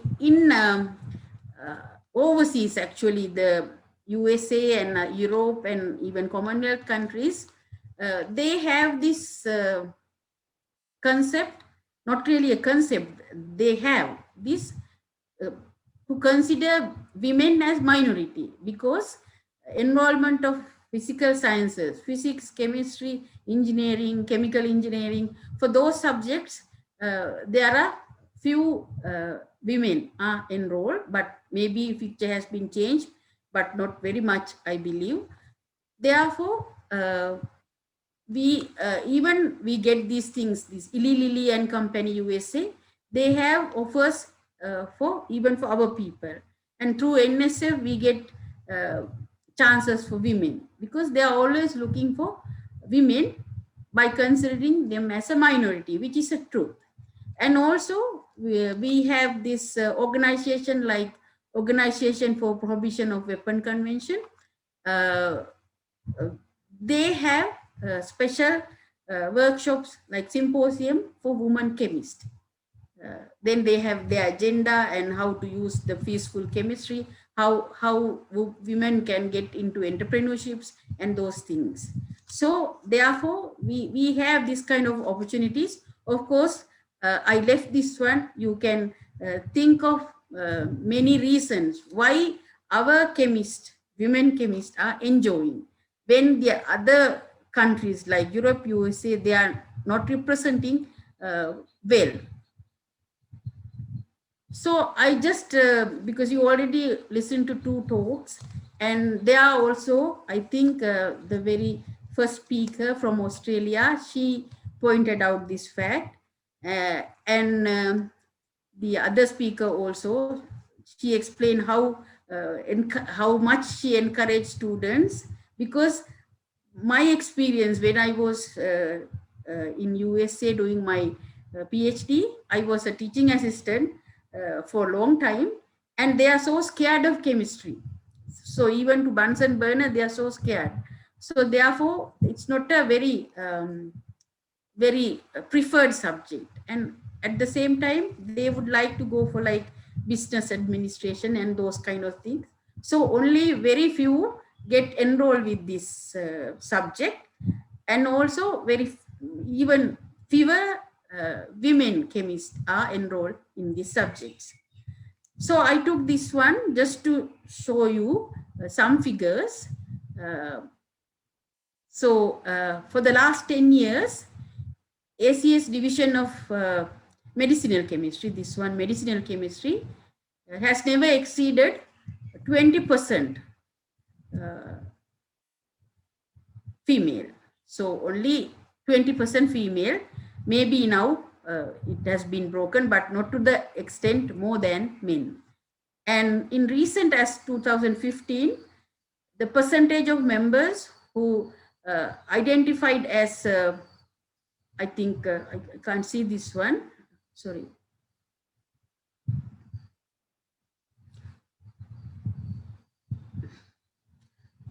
In this medicinal chemistry, in the chairperson, like in that category, as a chairperson, only 13%. That's very much low. And ACS division of organic chemistry, in 2017, only 16% of female memberships were identified. And also you have parallel demographies in European demographies.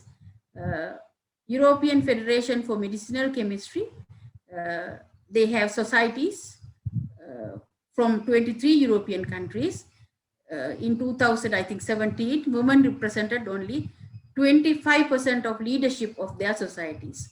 So I think the first speaker explained that, and because she's a leader of a Commonwealth Chemistry Society or something.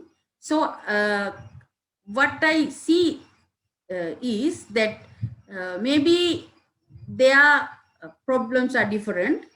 Maybe they feel about the high-powered positions are not good. Maybe they tend to slow down at younger ages than men. And also, I think in those countries, maybe private sector prefer more men than women. So because actually that is also the same here in Sri Lanka. Sometimes private companies call and ask, send us a BSc graduate to work so and so, but at the same time they say, if possible, send us a boy, right? So sometimes I have told them, okay, I will send a girl like a boy. So actually the way it goes, the trend it goes in Sri Lanka, which is very different from USA and Europe, we are producing more and more chemistry, women chemists. So private sector would have to accept. I think nowadays it will change, and there are many more reasons. So to me, what I can say, I have some experience with the USA and here in Sri Lanka as an academic for a long time. So our situation, the situation of our women chemists is better. So these countries are worse. So what I can say is, in conclusion, undoubtedly, Sri Lankan women chemists enjoy their career, regardless of the problems they have, but it might not be as bad as Europe or USA, because if we take our academics, we don't have any tenure system. Because in US, if you come for assistant professor, you have to get extramural funds and get established. Unless you get established within 5 years, you are supposed to leave. You will be kicked out. But in Sri Lanka, in academia, we don't have academic positions, we don't have such system. So that is a very easy point here. So that's why I said our women chemists are enjoying more than those USA counterparts in Europe. So as I said, it's mainly attributed to our education system and health system. And we produce more women chemists than men. And sometimes women chemists outnumber men in some universities.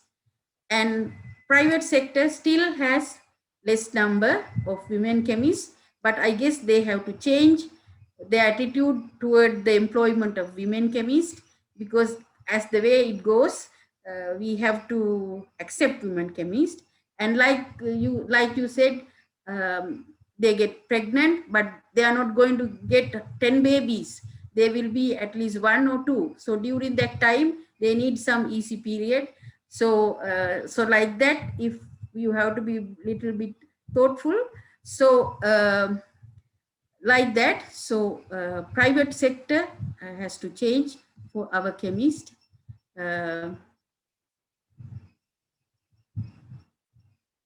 So I already talked about this one, about the family matters, family chorus, night duties, and those things are the hurdles of getting into private sector. But more and more women chemists are going in there. So these are some of the references. Sorry about this slide, I have no alignment. So every year, I think there is a memorial lecture, Dr. C.W.W. Kannangara Memorial Lecture at the National Institute of Education. And of course, the Statistics Handbook. And I got some material on Symposium on Women in Chemistry, OPCW in Netherlands. And of course, there are plenty of literature that we can find about chemistry and these physical science subjects in USA and Europe. So here I got a little bit old one. This is 1990. This is in 1990. This is a book chapter. It says On Target for Women Chemist. On Target for Women Chemist. So that shows how bad women are represented in there. So especially in science and engineering. And this is the end of my presentation. And thank you very much for listening to my talk and for your attention. And once again, I would like to thank WCC committee, Chairperson Professor Priyani Paranagama and Dr. Dinusha Udugala. I always communicated, and sorry I don't know the rest.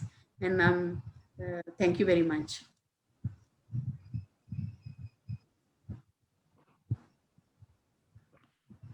Thank you very much, Madam, for captivating us by your talk about the factors contributing for the empowerment of women chemists in Sri Lanka. Now, I would like to invite Dr. Medha Gunaratna, Senior Lecturer, Department of Chemistry, University of Kelaniya, to introduce the final speaker of our plenary session. Thank you, Nishmita. It is my pleasure to introduce Ms. Chamari Vikramathilaka. Ms. Chamari Vikramathilaka graduated from University of Colombo with BSc Honours degree in Pharmacy in 2004. After her graduation, she started her career at Link Natural Products Private Limited as a research and development scientist. This is her 17th year at Link Natural Private Limited. While working at Link Natural Products Private Limited, she pursued her studies in business management and obtained an MBA from Postgraduate Institute of Management, University of Sri Jayawardenepura. With her knowledge in management, Ms. Chamari then moved from R&D to marketing career, where she could contribute to brand marketing and regulatory affairs. Currently, Ms. Chamari Vikramathilaka is the head of Exports and Regulatory Affairs, and she serves as a member of senior management team of Link Natural Products Private Limited and responsible for the international business in the company. It is my pleasure to invite Ms. Chamari Vikramathilaka to deliver her talk on achieving gender equity and empowerment of women chemists to inspire women chemists in this forum. Thank you, Dr. Medha, for your kind introduction. And thank you, Women Chemists Committee of ICHEM, for inviting me for today's session. I've been the odd selection among the speakers who are chemists. As a pharmacist who graduated from the University of Colombo with a special degree in pharmacy, I thought how I can present myself in this forum, and then the theme was attracted me actually, because the women empowerment is a timely topic which, in order to achieve gender parity in all the sectors, it is essential to empower ourselves, especially empower the females who are in the field of science in order to achieve more sustainable development in the world. So I thought I should take this invitation and kind of share my story. Especially, I started with the career in the research and development, and then I moved a different path. I took management and leadership pathway, and I hope I have some perspectives which can share with you, which obviously inspire at least few chemists who are in the audience to excel your careers in future. So thank you very much for inviting me and considering me for this session. So gender equality means the equal representation of both male and female in all spheres, particularly in economic, social, and political spheres. So if from the HR point of view, as female, we represent half of the world population. So we represent half of the human capital. So without equal contribution, the world would not be achieved a sustainable growth. So therefore, it is essential to make sure that the female representation is there in all sectors. Globally as well as in Sri Lanka, highlighted by the previous speakers, there is a tremendous growth in women empowerment.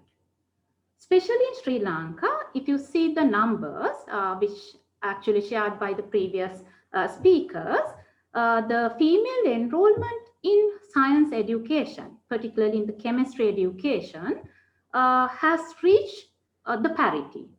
Actually, nowadays, the females are outnumbered in undergraduate courses as well as in the enrollment. The increasing number of females are enrolling in higher studies as well.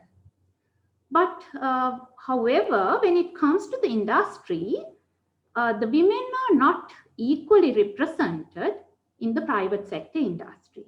I'm not talking about the industry as a whole, but even especially the industry where the science drives the business, where more women chemists have the opportunity in those businesses. So we don't see the equal participation. So we are far below the parity. So there is a clear need that we should empower ourselves in order to pursue careers in those areas and contribute more to the development of the science as well as for the development of the industry. So if you see the, as correctly mentioned by the previous speaker, so there are some mindset, there are some perceptions in the industry which really disadvantage the female. So there may be a lot of female young chemists who are dreaming to join the industry. So I would like to give them some insights which really aware themselves about the mindset and the perception that the industry have, and they will be better prepared to pursue their careers in the industry. So generally, the industry, particularly the scientific industries, are seen as more masculine and more male-dominant industries. So essentially, when it comes to the recruitment, they will prefer to recruit male chemists rather than recruiting the female chemist, as pointed out by the previous speakers. The maternity leave and other hard-working abilities and commitments, they falsely see female as who are not capable of really meeting the industry expectation. So it's up to us to aware about those mindset and prove ourselves.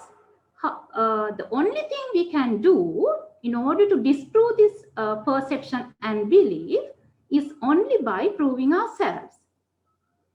And also I will talk about later on some initiatives which we can implement in order to negate those negative biases which may be really coming unconsciously. So we'll discuss all those aspects as well. So in reality, but even though the societal mindset sees female as not being really equipped and with the intellectual capabilities as well as the resilience and the stamina as same as men, but there are a lot of females who are also have been successful in the industry, has shown themselves and proved themselves that they are also capable of, they might not inherently possess those abilities, but they are kind of capable of acquiring such abilities, because as a society, there are some social aspects which needs to be changed gradually. So with my experience, 17 years experience in the industry, I will tell you some of my personal stories with you, just to inspire you how there are a lot of opportunities available in the industry. Sometimes as chemists, you tend to select or choose some kind of jobs which really not reflect the whole array of the jobs available for you.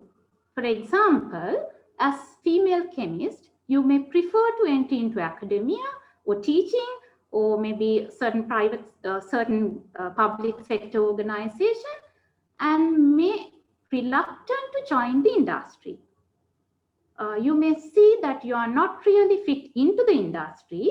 The male better fit into the industry. So, but it is not the case. If you just go and grab the opportunities that are available for you, actually, you might not really see the capabilities and abilities which you possess. Once you go into that, you can really master yourself in different sectors. That was my career. Actually, I started with research and development, and I saw the opportunities, particularly the businesses where science drives the business. If a scientific person or a person with the technical abilities come into the leadership positions, so you can better understand the business context and formulate better strategies that really drives the business forward.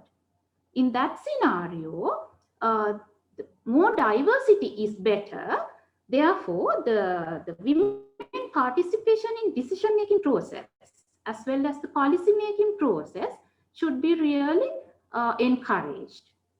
So once you do that, you can implement policies that favors the development of other young female chemists and will give that opportunity for them to grow up and capitalize their abilities and contribute to the industry as well as contribute to the business in a greater way.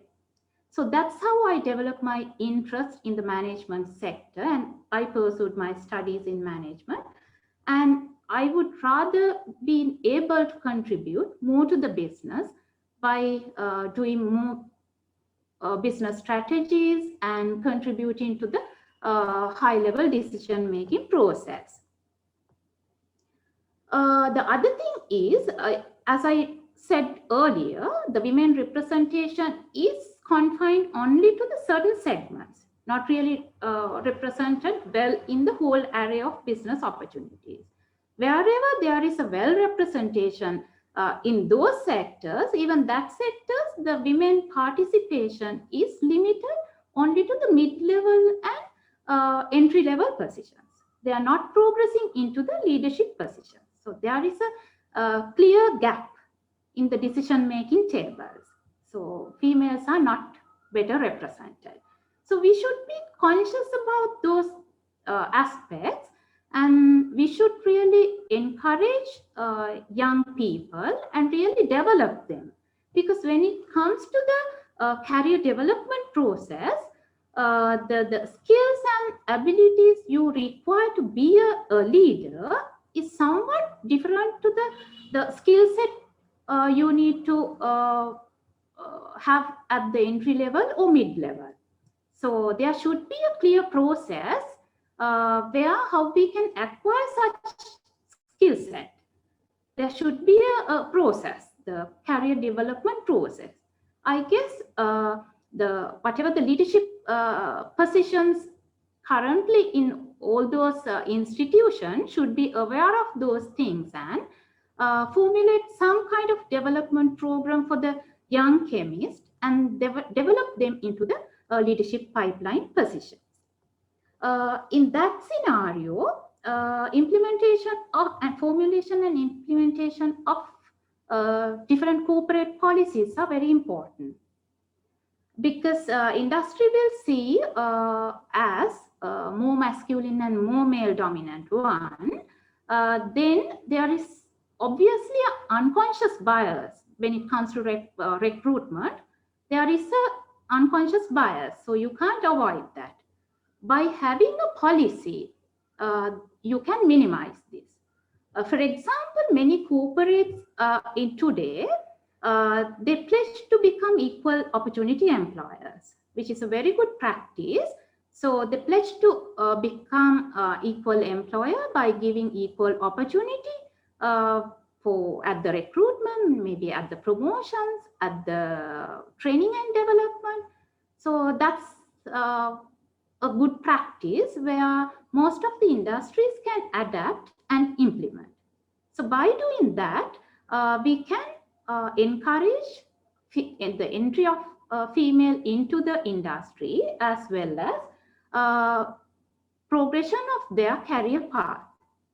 But implementation of such policies are not really simple and easy. Yes, you can write the policy and put that in your policy documents, but you can't achieve effective implementation by doing that. There should be a lot of awareness among every sector. So that takes time. So it's a gradual process, but without any initiative, so it will never happen. So it's up to every institutions to adapt those good practices. The other thing is that hold women back in their career progression is the disproportionate the family responsibilities culturally we as female bear in our families. So most of our female has to commit themselves in child care, in parental care. So it's very disproportionate. In a situation, in a context like today, we should think twice about those social aspects, and it's high time to share all those responsibilities equally among the family members. Otherwise, it will take another hundreds of years to make a real change. Another factor that I would like to highlight is that most of us as female are very emotionally sensitive, and we don't have the confidence, the mental confidence and perseverance and the resilience to take up the challenges that are really obvious in the case when you hold the leadership responsibilities. There are a lot of pressures, the external pressures come in. So your perseverance and your mental resilience is very important. So you can't acquire such abilities at a later stage. So this kind of personality development should start at home, actually, at very early stage of our life. Ideally, rather than nurturing girls in a pampered manner, we should really empower themselves to face any challenges they might come up, and prepare themselves to positively take those challenges and face it very successfully. At the primary and secondary level education also, we need to do this personality development programs. If you see the current education system in Sri Lanka, our education is much more focused on exams. So many areas has been neglected, like personality development, ethics, and other soft skills, and the value system. So those are not being really focused in our primary or secondary education. We should focus such aspects also, because in a long run, without those skills, without those mental preparations, and without those abilities, we won't be able to successful as a real women and contribute to a greater way into the development of the society and to the whole world. So the United Nations has identified the importance of the female participation. That's why they have put achieving gender equality is among their 17 Sustainable Development Goal, which is in their 2030 agenda. So to achieve more sustainable, better future, so the female representation and achieving the gender parity is very essential. So as I said, it has to happen, that change has to be started from different levels, from our home to from our society to from our workplace. So every member in the society has a role to play in achieving the gender equality. Without conscious effort, actually, we won't be able to achieve gender parity. So there should be a conscious effort. Everyone should be conscious about the mindset and the perceptions that hold female back, consciously or unconsciously, and try to negate those biases consciously, and do some development programs and take some initiatives in order to avoid those things wherever possible. And other thing is, when it comes to the workplace, so implementation of policies is important, as well as there should be a focused development programs for the female chemist, because they have the technical abilities. Those technical abilities are really matters in the entry and mid-level, but at the higher levels, more conceptual abilities and more interpersonal abilities are important. So sometimes those are not really well focused in our undergraduate or primary or secondary education. So that gap has to be filled once you recruit people into the industry. Then that career development is very important. It should not be a generalized development program. There are specific things which are related to the female. So for the female development, there should be a focused, unique training and development programs really formulated with the objective of developing females to the leadership positions. And also, it's very important to the other aspect is the mentoring and coaching. Female being more really kind of, they need the care and they need the guidance in a greater manner. So that's how we are really grown up and nurtured from our early childhood. So that aspirations, that expectations are there with us. So therefore, it is very important to give them a good guidance and mentor them and nurture them. So at least every one of us can nurture another one female chemist. So those little initiatives will add up and sum up to a greater change. So it will give the inspiration to another chemist who may never think of becoming such a role model to the society.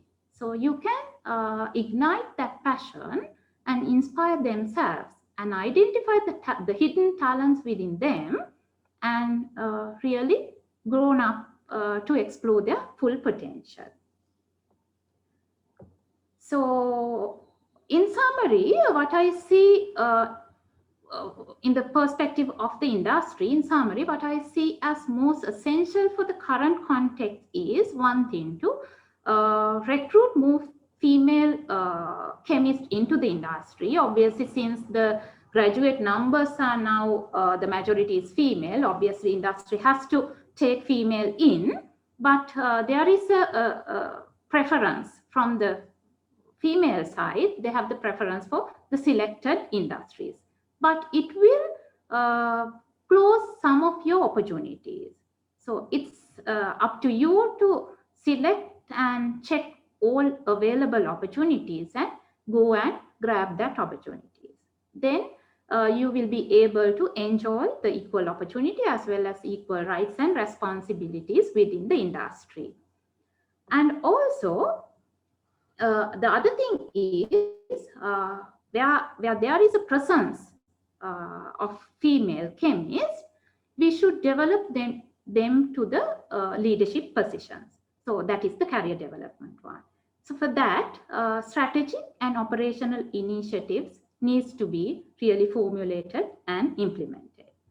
Once more and more female come to the leadership positions, actually, the first speaker really correctly pointed out, there is a greater impact to the business. Whenever there is a greater diversity, the performance will be really high. So it has been really proven thing. Such case studies and such findings should needs to be shared, and such the forums we need to have those forums that will highlight the importance of women and how we can get the real contribution from them. So it's a mutual benefit for the female as well as for the industry. So once you go and prove yourself, the perception of the industry will essentially change. So it's a gradual process. It may take time, but you need to start from somewhere. So once you start immediately and go and confidently take up those challenges, it will pay the foundation and it will open up a road for many other women to come into the industry and show their talents.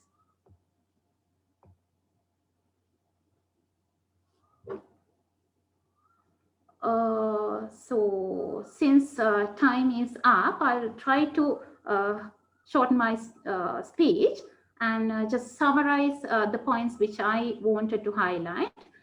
which really complemented the points highlighted by the previous speakers. One thing is the perception, the societal perception. So naturally, being female, we have some disadvantage. So we need to change this societal perception. When it comes to the industry, so we are far back from the academic and other sides. We have made a remarkable progress, but that progress is not really depicted in the industry as a whole. But there are certain corporates and companies who really encourage female participation and who are really performing in a better manner. But as a in general, so there should be a kind of revamp in the industry and encourage more female to get into the industry and thrive in the industrial career. The other thing is the disproportionate care responsibilities which we share in our families. So it's time for us to discuss even among our families and distribute these responsibilities equally among our family members and really nurture our young females, our daughters, to take up more challenges in future and put them the foundation to become leaders, future leaders in the society. The other thing is at the workplace, at the industry, we should contribute to the industrial growth and we should contribute to the science, as thereby we can contribute to the business as well. So our participation should be ensured in all levels of the career ladder. So once we are better represented in all sectors, so obviously the performance of the businesses will enhance. For that, we need to implement strategic and operational initiatives which encourage and provide an ecosystem that will really inspire female to come in and master their careers in the path they choose. And kind of some initiative like flexible working hours and maybe understanding their unique talents and providing them the opportunities for training themselves and kind of inculcate a corporate culture where there is no conscious or unconscious gender biases and have a better workplace that can equally inspire both male and female and equally participate and equally contribute and actually give them the opportunity to drive the businesses forward.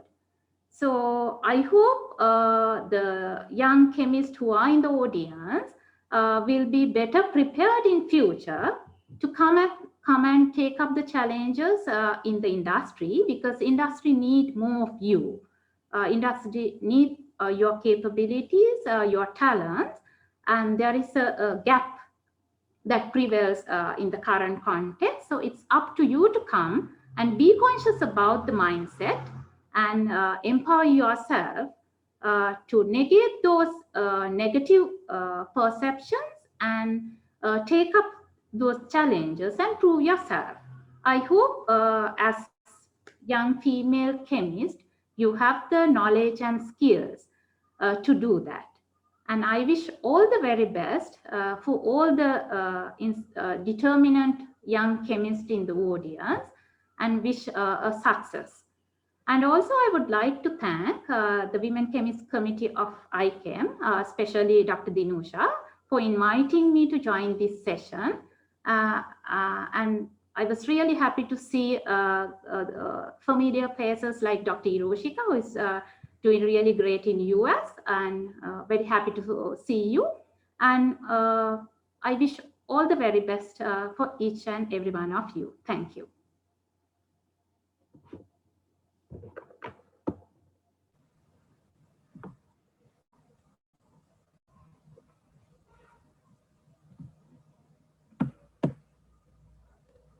Thank you, Ms. Chamari Vikramathilaka, for spotting out the need of developing women in chemistry into leadership positions within academia and industry. As we have come to the end of the plenary session of the session dedicated to Women Chemists Committee, I cordially invite Dr. Dinusha Udukala, Senior Lecturer, College of Chemical Sciences, to deliver the vote of thanks. Thank you, Nishmita. A warm and graceful evening to all of you. On behalf of the Women Chemists Committee of Institute of Chemistry, Ceylon, it gives me a great pleasure to deliver the vote of thanks. This is the session dedicated to the women in the field of chemistry at the 50th annual sessions of Institute of Chemistry, Ceylon. It was an honor for us to host our 4 eminent speakers of this evening. Dr. Vikki Garin, President of the Federation of Commonwealth Chemistry, Dr. Navarra Radna, Associate Professor, Lyon College, Arkansas, United States of America, Professor Ayanti N. Navarra Radna, Senior Professor, Department of Chemistry, University of Peradeniya, and Ms. Chamari Vikramathilaka, Head of Exports and Regulatory Affairs, Link Naturals Private Limited. Thank you all very much for accepting our invitation and for gracing this evening with your inspiring words. I would like to extend my thanks to Professor Priyani Paranagama, Chairperson WCC, and all the committee members of WCC for their continuous support. Especially Professor Shranika Padumadasa, Dr. Ireshika De Silva, Dr. Gopika Thiripuranatha, and Dr. Medha Gunaratna for joining with us in introducing our guest speakers. Then I would like to express my gratitude to Professor Sagarika Ekanayaka, President of the Institute of Chemistry, Ceylon, and the Institute for the opportunity given to the Women Chemists Committee to organize such a valuable and informative session. A special thanks goes to our compeer, Ms. Nishmita Ramaraj, our own WCC member, and all the teaching assistants who helped us in numerous ways. My sincere thanks goes to the academic, administrative, and non-academic staff of the Institute as well. Last but not least, I would like to extend my thanks to members of WCC and all the other participants who have joined with us through Zoom. Without your participation, we would not have accomplished what we had dreamed for. Thank you everyone once again for making this event a success. Have a pleasant evening. Over to you, Nishmita. Thank you, Madam.